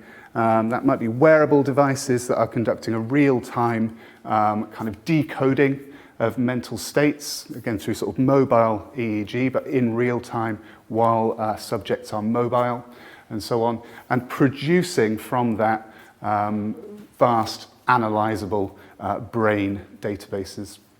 There's also been the production of kind of brainwave databases, which can then be mined for information to produce silicon brains or computer systems that can emulate some aspects of human brain functions, but also crucially, of course, outperform them. And then finally, I want to talk about some of the sculpting the brain technologies that appear to be emerging, things like neurocognitive training, neurofeedback learning, transcranial neurostimulation, which are supposed to actively intervene in what the brain does. Now, there is, of course, some growing popular interest in the brain and how it's a like technology or influenced by technology. This is Kathy Davidson's book from a few years ago about brain science, work and learning, where she sort of likened the brain to an iPhone in quite a playful way. But one of the things that she draws on, which I think is quite important, is this idea of neural plasticity, and this idea that the brain physically adapts to the sensory stimuli it receives. And of course, if we are living in an environment which is dominated by things like iPhones, then might the brain itself physically adapt to this new digital datafied sensory environment. And this idea of plasticity is not just something that's taken up popularly. It's something that is at the kind of heart of neuroscience. It was identified in 1890, I believe, but there's really been an explosion of neuroscience studies of plasticity over the last 20 or so years. It's been observed at every level of brain function, from the tiny molecular level through to the actual cortical surface of the brain itself. This is the idea that the brain is adaptable, it's malleable, it's constantly changing across the life in very material biological ways. So synaptic connections are being formed between neurons and clusters of neurons, but at the same time, some of those are also being pruned and trimmed. So the brain is constantly changing in relation to the environment, other bodies, other brains that we interact with, and so on. Of course, this has become an attractive idea because it's led to an explosion of kind of brain training stuff. You can change your brain, you can rewire yourself, and so on. And it has become something of a buzzword, including in education. So we do need to be quite cautious about the overuse of this, but it is an important concept. And it's certainly used extensively in relation to the neurotech development. Plasticity has also been taken up, I think, quite importantly in sociology, particularly those who are studying kind of biosocial dynamics. So if the idea is that plasticity occurs as we interact with environments and stimuli and so on, then sociologists say, well, let's take that seriously, but let's add to that a more complex understanding of the social forces and social structures that then are in that environment and that impact on the brain. So there's an increasing literature in sociology about the body bearing the inscriptions of the power structures in society, that the brain is profoundly shaped by social influences and so on. And that's some of that literature is beginning to help me to make sense of this neurotech stuff, but I'm lacing it with a bit of Kitchen and Dodge's code space and other software studies work, which acknowledges that our environments are increasingly software saturated or software intensive. Software is, of course, a product of the social world. It's written by programmers and by project managers and engineers and so on within their own context, but once produced, then it kind of it also augments and changes the contexts and the environments into which it is inserted. So my sense is that if we take seriously the idea that there are some kind of biosocial dynamics, and these occur in terms of the plasticity of the brain affecting what is actually going on in the head, then this is occurring in socio-technical environments where software is reshaping those very environments. So we might say that increasingly kind of coded space, silicon brain environments are shaping plastic brains. And just very briefly, Catherine Hales' work, I'm bringing in a little here as well. She is bringing together the digital media work with some of the neuroscience stuff in her work on cognitive assemblages, which is a bit like Extended Mind's work in philosophy, for those of you who know that stuff.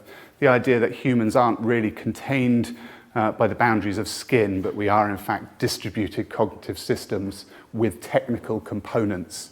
A little like this computer here is part of the assemblage that is me at the moment.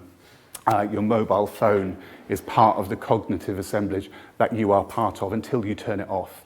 And then you are not part of the cognitive assemblage, which is otherwise just the phone, the mast, the infrastructure, and so on. So she's suggesting we are just components with technical components that together make cognitive decisions which affect each other. And she suggests that as the technical devices that we carry with us all the time are becoming smarter because they gather data and they learn about us and they respond to us and they tailor stuff to us and so on, then their cognitive abilities interact with and interpenetrate human cognition and might bring about neurological changes in human users. And in another book, she puts this even more clearly, drawing on plasticity specifically, because the brain's highly plastic and digital media are becoming more pervasive and embedded in the environment. The integration of humans and intelligent machines has significant neurological consequences. And the implication particularly is for children growing up in these environments who, she says, may literally have brains wired differently. So that's how kind of what I'm drawing on in trying to make sense of neurotechnology and some of the examples I'm now going to show you. I'm also trying to think, in terms of what I'm looking at in these examples, I think of it as I'm looking at three different sorts of codes, the bio-socio-technical codes. So at first you've got the actual kind of neurobiological codes. This is the knowledge of neuroscience about the brain. So kind of the codified classifications and categories and expert terms that are used by neuroscience to describe what the brain is, how it functions and so on. So I'm trying to get to grips with what are these kind of neurobiological codes used to describe the brain in relation to neurotechnology, plasticity, neuroanatomy and so on. Then you've got the computer codes. These are the technologies themselves, what technologies exist to interact with the brain in some way, and to the greatest extent I can, how do they work? And then I've got what I'm describing as the social codes. And this is, I suppose, the slightly Foucauldian part of this. What are the preferred codes of conduct of citizens that these kinds of technologies are being designed to activate, I suppose. If the brain is plastic and we can use technologies to activate plasticity in some way, then what are the preferred mental and behavioral codes of conduct which appear to be being targeted through these technologies? And they may be defined by government or by international organizations or by philanthropies, think tanks, commercial companies, individual entrepreneurs. Elon Musk, for example, is famously wants to put a Neuralink into the back of the skull and so on. So there are certain codes around what are the forms of behavioral and mental conduct which people want to achieve through this stuff. Okay, so for the rest of my time, I want to give you some examples. I'm trying to map out this space a little. Now, clearly, neurotechnology developments, the ones I'm going to show you, are part of a broader picture, which is the growth of neuroeducation as a kind of commercial field in recent years, and educational neuroscience, or ed-neuro as they identify themselves on Twitter, the body of researchers that are active in this particular space. This quote was from a special issue on brain science and education nearly 2 years ago, which suggests that there's an expectation that as technical change occurs and creating increasingly kind of digitized, datafied environments, that people will need different sorts of competencies. And therefore, brain science is providing new understandings of the learning brain, which might also then lead to tools to sculpt the individual brain of the user to cope with these kinds of socio-technical changes as well. So there's something quite normative and also sort of future-proofing running through quite a lot of the sort of neuroeducation, ed-neuro industry. So let's start with some of the scanning, neurotechnologies for brain scanning in education. Of course, here's probably quite a well-known image of some brain scan images, electroencephalography images, which scanned the brains of lots of children to try and work out whether they had a growth mindset. So this Carol Dweck's famous, she's a psychologist, her idea is that some people have fixed mindsets, some people have growth mindsets. Those who have growth mindsets, she links that with plasticity, that the brain is like a muscle and it can grow with exercise and the right kind of praise and so on, to allow the brain to increasingly wire together and expand. And they did this study where they located a growth mindset through EEG. But there's also other kinds of studies which I find really interesting at the moment, what we might call poverty brain studies in education. So these are the kind of studies which are trying to trace the effects of socioeconomic status in the brain. So this is looking at primarily sort of local biologies, if you like, where the regions of socioeconomic disadvantage imprint themselves on the brain itself. And some of this work's going on in Glasgow with the famously low life expectancy areas. So this is, it's an attempt to identify how disadvantage actually affects the brain itself and has effects specifically on things like language development, memory. And one of the studies I read talks about quantifiable deficits in grey matter for those children who are in some of the lowest socioeconomic groups and so on. Now, of course, these kinds of visualizations are open to contestation. They seem to produce kind of unquestioned brain facts, but a bit like any visualization. Choices are made about the coloring, about the ways in which the analysis is done, about the experimental setup, about the selection of the samples to be put into the scanner itself. So there's quite a lot of the work, the setup itself goes into the scanner. There are psychological categories like a growth mindset that also goes into the scanner. So all of these affect what actually comes out. These aren't perhaps quite as neuro-realist as sometimes made out, but nonetheless, these kinds of scans are increasingly being used as the basis for policy science kind of interventions. We now know that there are critical periods of brain development in very young children, which policymakers are then designing interventions to intervene in, for example.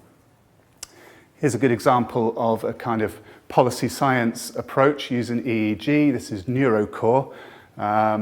NeuroCore is, or rather, one of the people who most generously funds and used to sit on the board of NeuroCore is Betsy DeVos. She's the head of education for the United States of America. This is a company she supports very generously, which performs EEG brain performance diagnostics. So you go to its brain performance clinics. Some of the people it works with are children, particularly with ADHD. And the idea is that they can do these brain diagnostics and then provide neurofeedback learning games to try and train and tune the brain. And it does that through rewarding repetitions of desired activity within the game so that neuroplastic changes occur with long-term effects. Well, certainly that's the aspiration.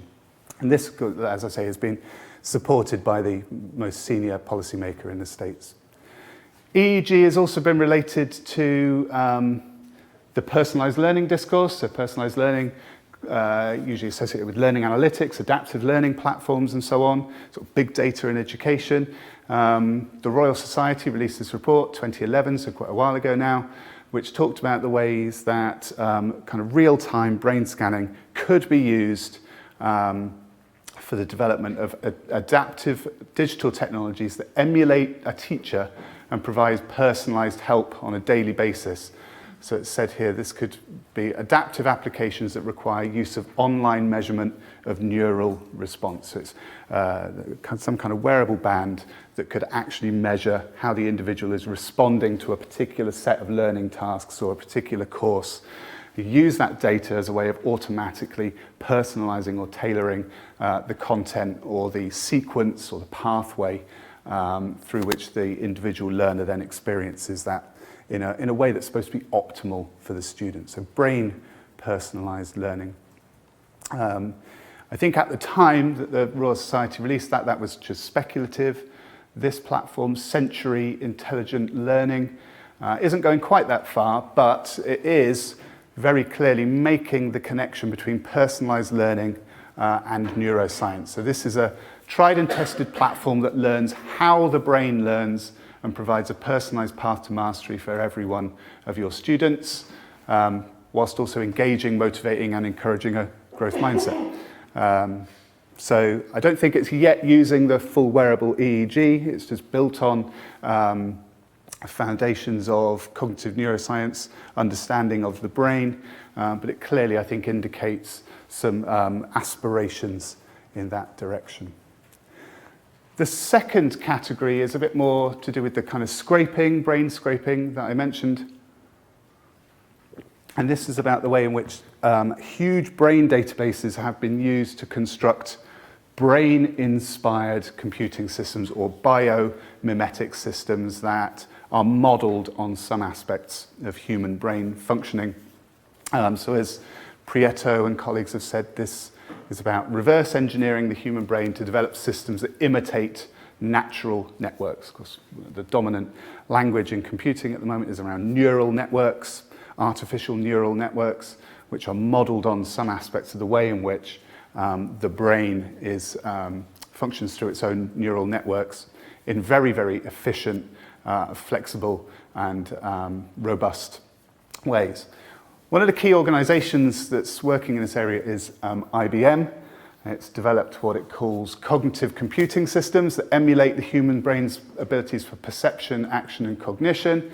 And they've developed specifically neurosynaptic chips and simultaneously developed things like IBM Watson on similar grounds. So there's a lot of talk at IBM about neurosynaptic chips, which work a little bit like the human brain, but in silicon brains, and neuromorphic systems, taking loads of these chips and webbing them together so that they don't work like a human brain, but they take some aspects of human brain functioning and use them as models for creating new computing systems.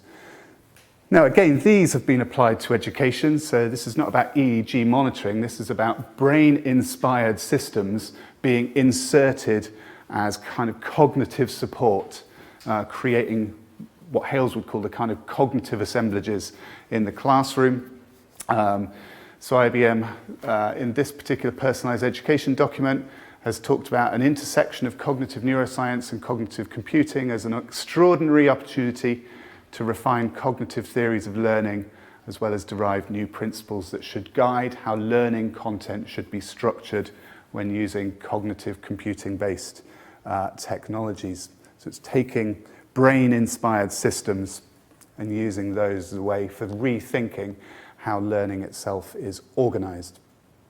And then in another document that came out about the same time, also from IBM, called Computing, Cognition and the Future of Knowing, these kinds of cognitive systems were described as natural with human qualities to learn and reason from their interactions with us and from their experiences. So this is neuroplasticity. Our brain is malleable, it changes through experience, but now transplanted onto the silicon brain rather than the human plastic brain itself. So this, I think, is the key line here.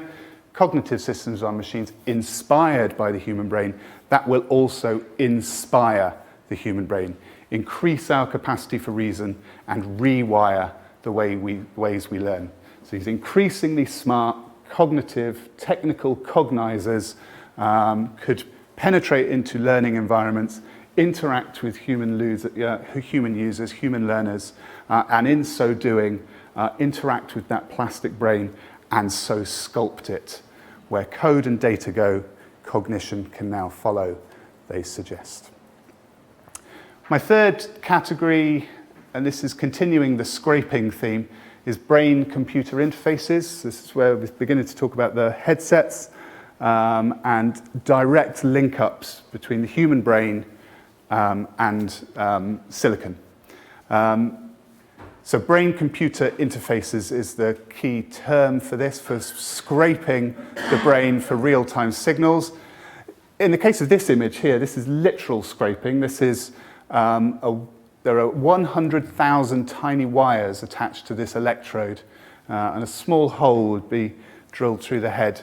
And these tiny, tiny wires then would then just about be able to penetrate the cortical surface in order to take high-resolution electrical signal readings. As you think, neurons communicate, or they link through electrical signals, but a small amount of that signal escapes. And the idea of BCIs and other forms of brain scanning is that you capture that electrical signal, and then in order to be able to isolate where particular regions of the brain are working during particular kinds of activities. These kinds of invasive ones are really at the sort of scientific, medical cutting edge, but there is a growing kind of and commercially available market of wearable, non-invasive headsets, which it's claimed are going to vastly expand the ability of neuroscientists to listen in as the neurons generate complex behaviors, knit together sensory stimuli, generate speech, and even create consciousness itself.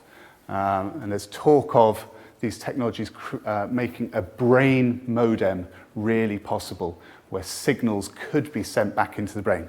That's not possible yet, but there are aspirations in that direction. And there are aspirations in that direction specifically within the educational context. Much to my surprise, about 4 months ago when I encountered this. This is from the company BrainCo. It's a spin-out from Harvard University's neuroscience lab or neurotechnology lab and the Harvard Graduate School of Education.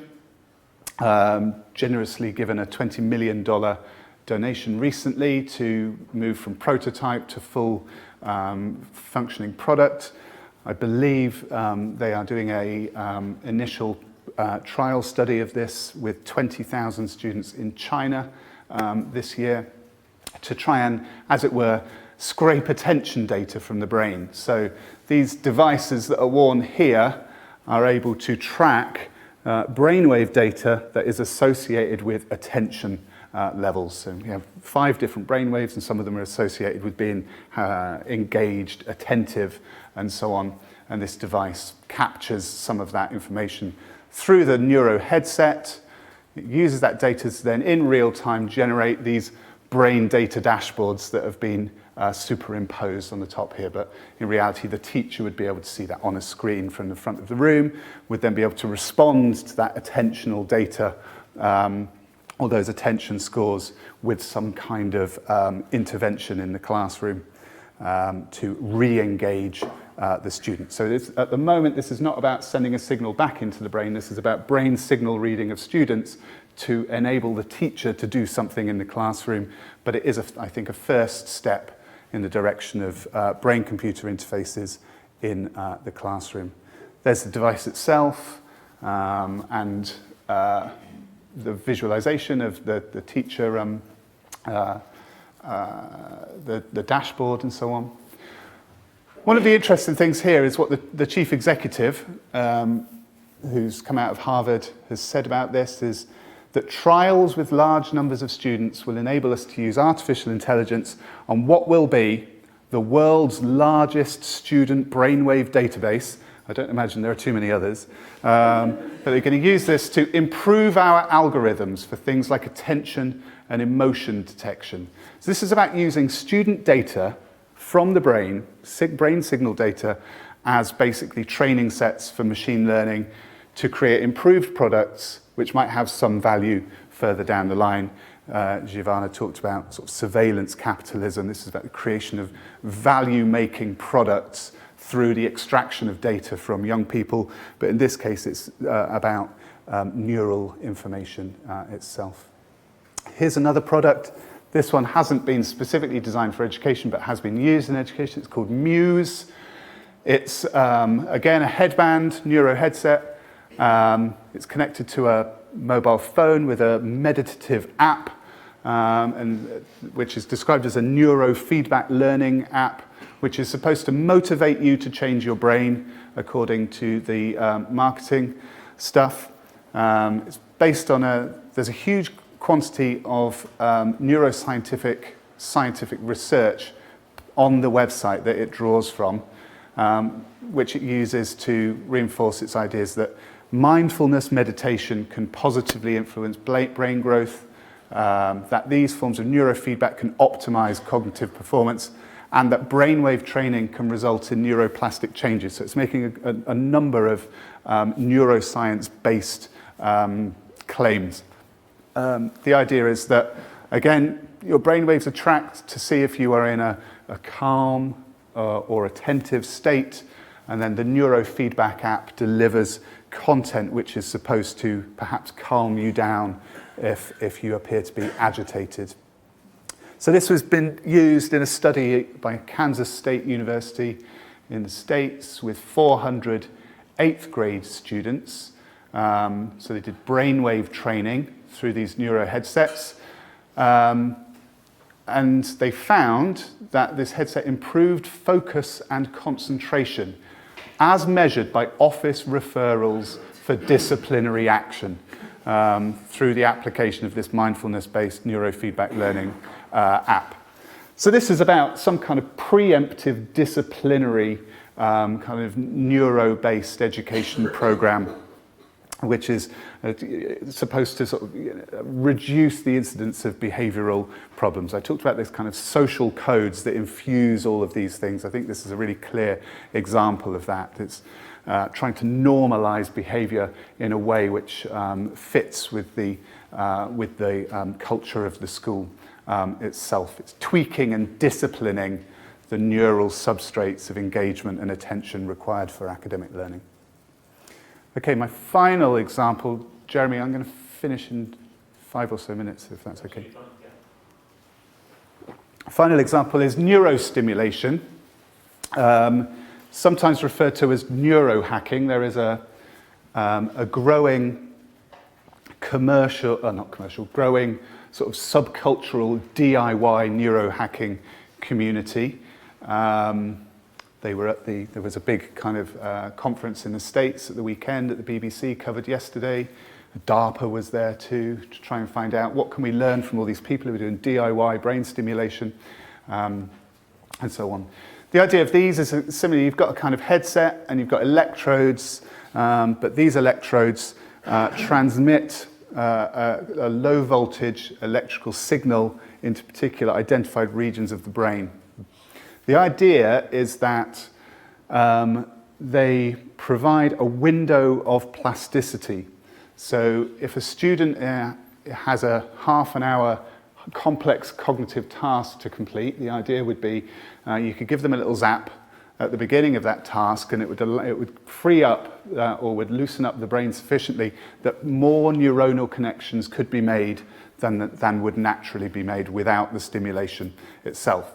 So the idea is that these neurostimulators could speed up, accelerate skills acquisition. As Scheidger and colleagues wrote in this paper that just came out just before Christmas, initial studies in neurostimulation with healthy minors, as they define them, has found that there are some links to long-lasting improvements in several cognitive domains, including memory, attention, language, maths, and decision-making. And that could potentially, over the longer term, boost children's educational performances. So this is all about, exciting the brain to increase brain plasticity and boost learning and enhance performance. So again, it's infused with a strong sort of social imperative to enhance young people beyond normal levels.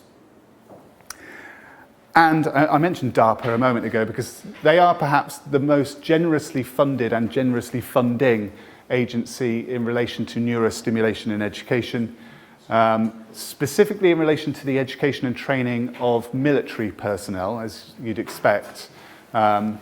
There's a long history of military applications gradually making their way into mainstream education, simulations and so on. So we could see things like DARPA's targeted neuroplasticity training system expanding beyond the military itself, perhaps, in recent years. The idea here is you've got a a neurostimulator device which activates some peripheral nerves which activate themselves the neuromodulators which are responsible for synaptic plasticity. And that, as that occurs, that means that more neuronal connections can occur, which accelerates users' cognitive skills development. So clearly this is about accelerating the learning of soldiers and so on to enhance their performance. And again, there's a kind of going beyond normal levels kind of discourse improving this, which I think is quite common in the neurostimulation literature. Okay, so just a few sort of closing words. So I've done all of that quite descriptively, really. So I've tried to give some sense of, you know, there's the kind of the neurobiological codes known to neuroscience infusing all of these devices. You've got the actual devices themselves, which have to be programmed, coded into being. And I'm trying to make more sense of how they actually work in relation to the biological stuff of the body known to neuroscience. And then there's the kind of social codes, which are infused with politics and so on. What are these things being designed to do? In what ways is the brain being targeted as a plastic organ to be changed in some particular way? Why do people believe the brain can be changed? Why do they want to change it? For what purposes are they aiming to change it?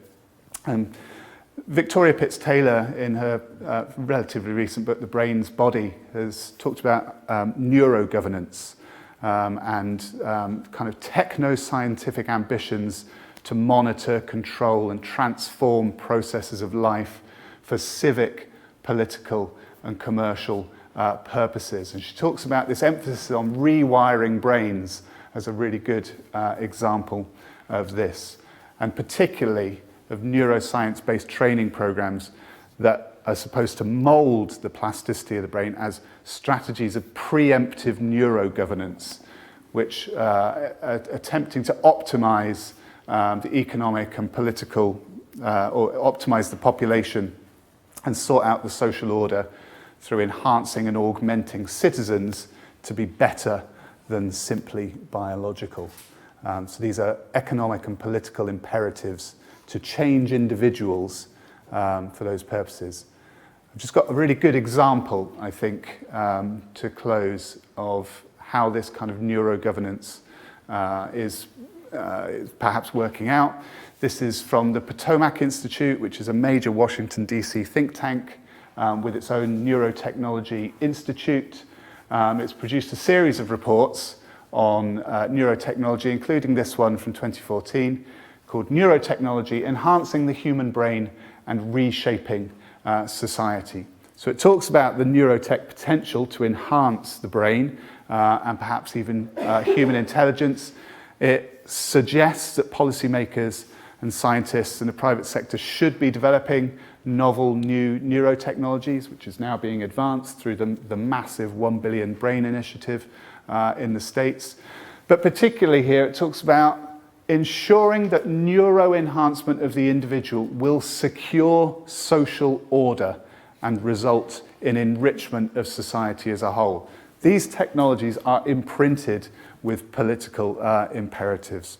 It also, within the same report, talks about neurotechnology enhanced learning using non-invasive brain-computer interface applications of the kind.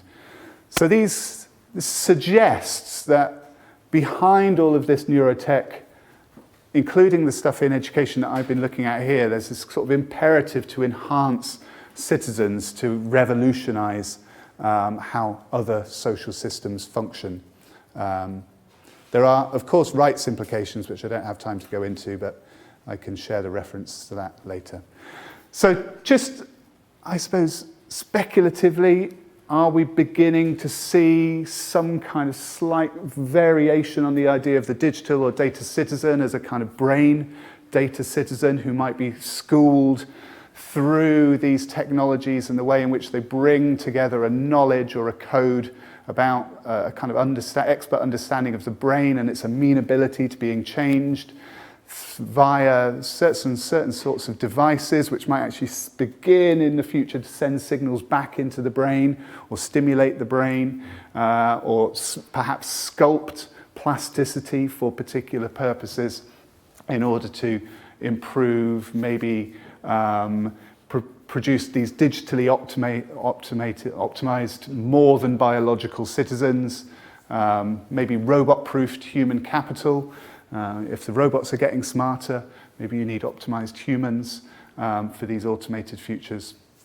So I think these neurotechs assume it's a kind of biologically educable brain that can be activated almost directly, certainly can be targeted and influenced and stimulated.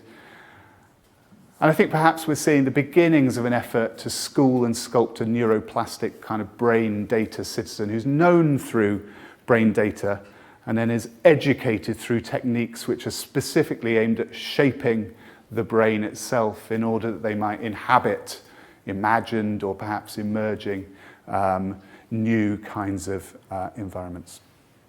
Thank you very much.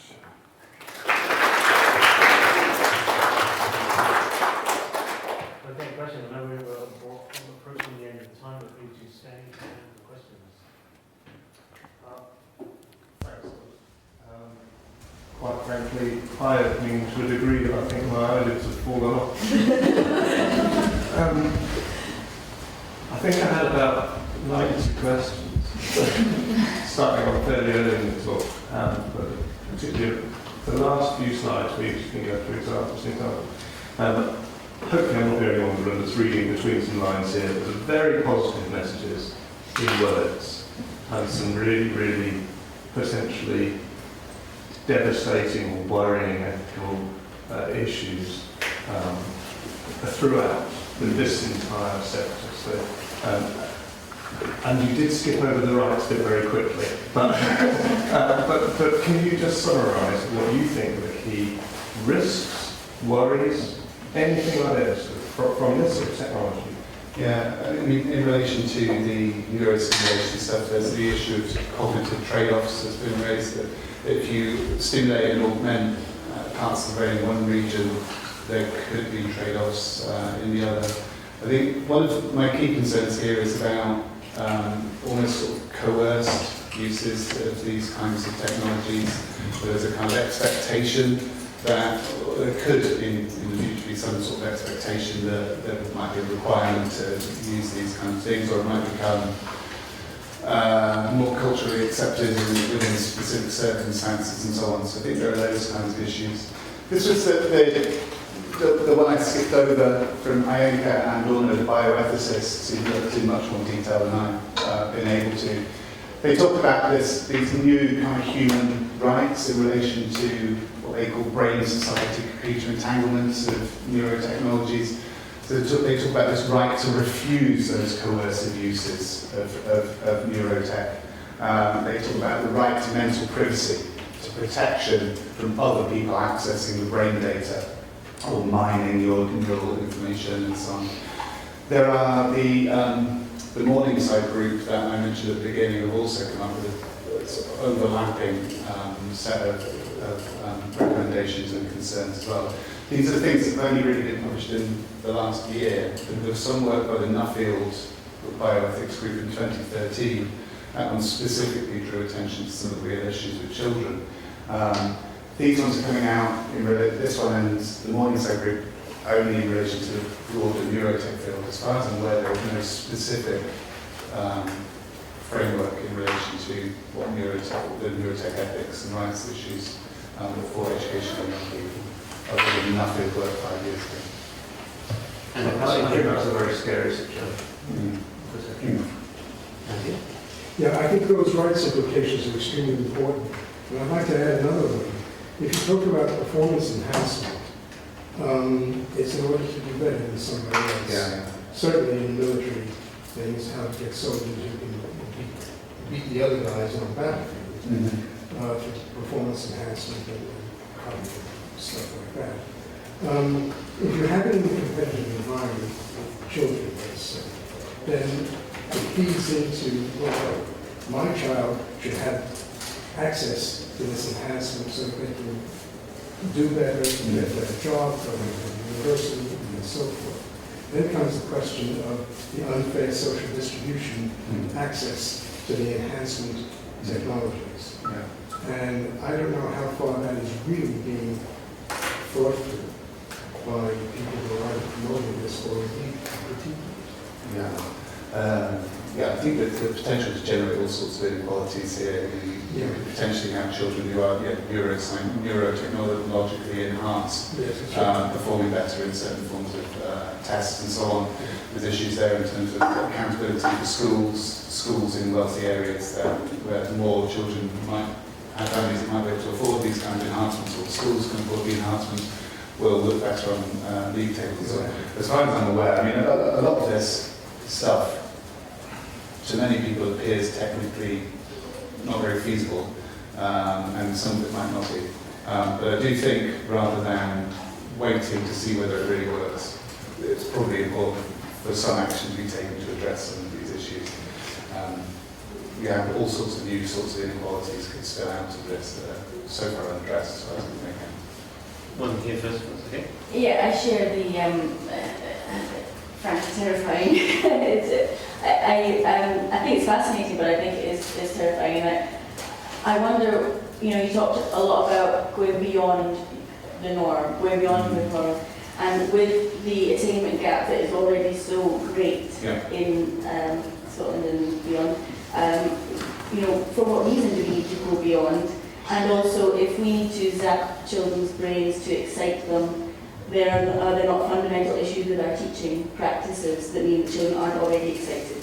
So I just wonder, for what purpose would you ever need to do this? Yeah, Kenneth Saltman has written a bit about wearable engagement monitors. So these are really disciplinary techniques aimed against the teacher. That the teacher is now supposed to be so engaging that the engagement is written on the body, and it's traceable from the body, it's measurable from the body of the student and so on.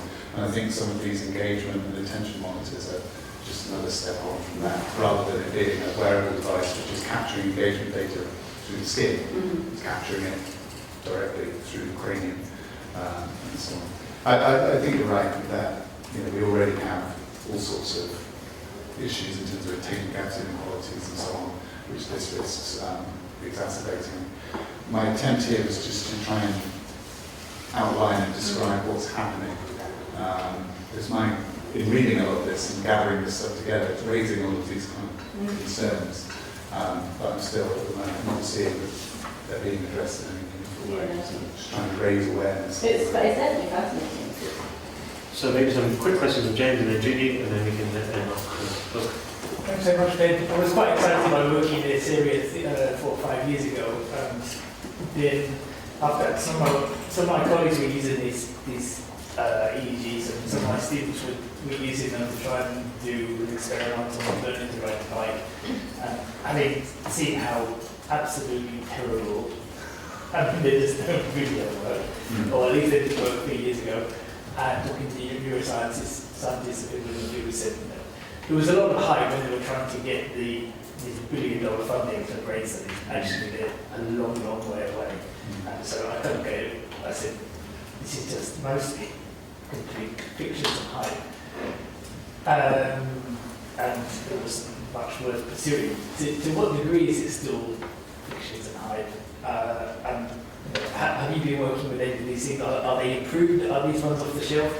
Are they improved from 3 years ago? I haven't practically been working with these things. I was interested in the work by the Morningside Group because these are neuroscientists, neurotechnologists in some of the major US research universities who are now suggesting that these things have become technically credible enough that they do raise real concerns. But they're not talking about necessarily concerns which will become practically problematic over the next year or two. They're talking about development paths that's still likely to play out over the next decade, if not more. For me, it's not so much a question of technical feasibility, but why is it that these organisations want this kind of stuff to happen? What are the more political questions that spill out of this in relation to this? Why is it that we are raising questions about what normal level is, what kind of new kind of normal levels of performance are being associated with particular kinds of anticipated futures. Judy talked about developing data systems over the next 8 years in relation to labour market stuff. Well, if labour market and expectations go in a certain direction, are we trying to actually preemptively engineer young people, and why is neurotechnology seen as being one way of doing that, and at the expense of what other kinds of approaches, I suppose. Judy, did you want to? You said that action needs to be taken. What kind of action are you going to take? I'm not sure I see it as my job to take it. Well, it should be, I suppose. I'm not very good at teaching, actually. Yeah, well, I think there probably does need to be some concerted attention to gathering together some of the relevant ethical people with expertise in this stuff, as well as social scientists who are able to trace some of the social consequences, as well as probably some of the psychologists and neuroscientists. I mean, there's a great deal of concern from psychologists that neuroscience is trying to colonize their space, saying actually what you really, if you're going to use neuroscience and neurotechnology in particular, you also need psychologists involved who are able to look at what some of the behavioural outcomes of this. And so, just reading, scanning brains isn't enough to tell you all that much. So I think this would require some sort of coordinated interdisciplinary action to do that. But I also think probably something with teachers, young people, parents themselves, so that this stuff doesn't just arrive sort of unannounced. There's some awareness. How you do that, I don't really know, but maybe the work that's going on here in Edinburgh is a good opportunity to raise awareness of a variety of different kind of data collection, data processing technologies that influence children in education and elsewhere. Excellent. So thank you again, Ben.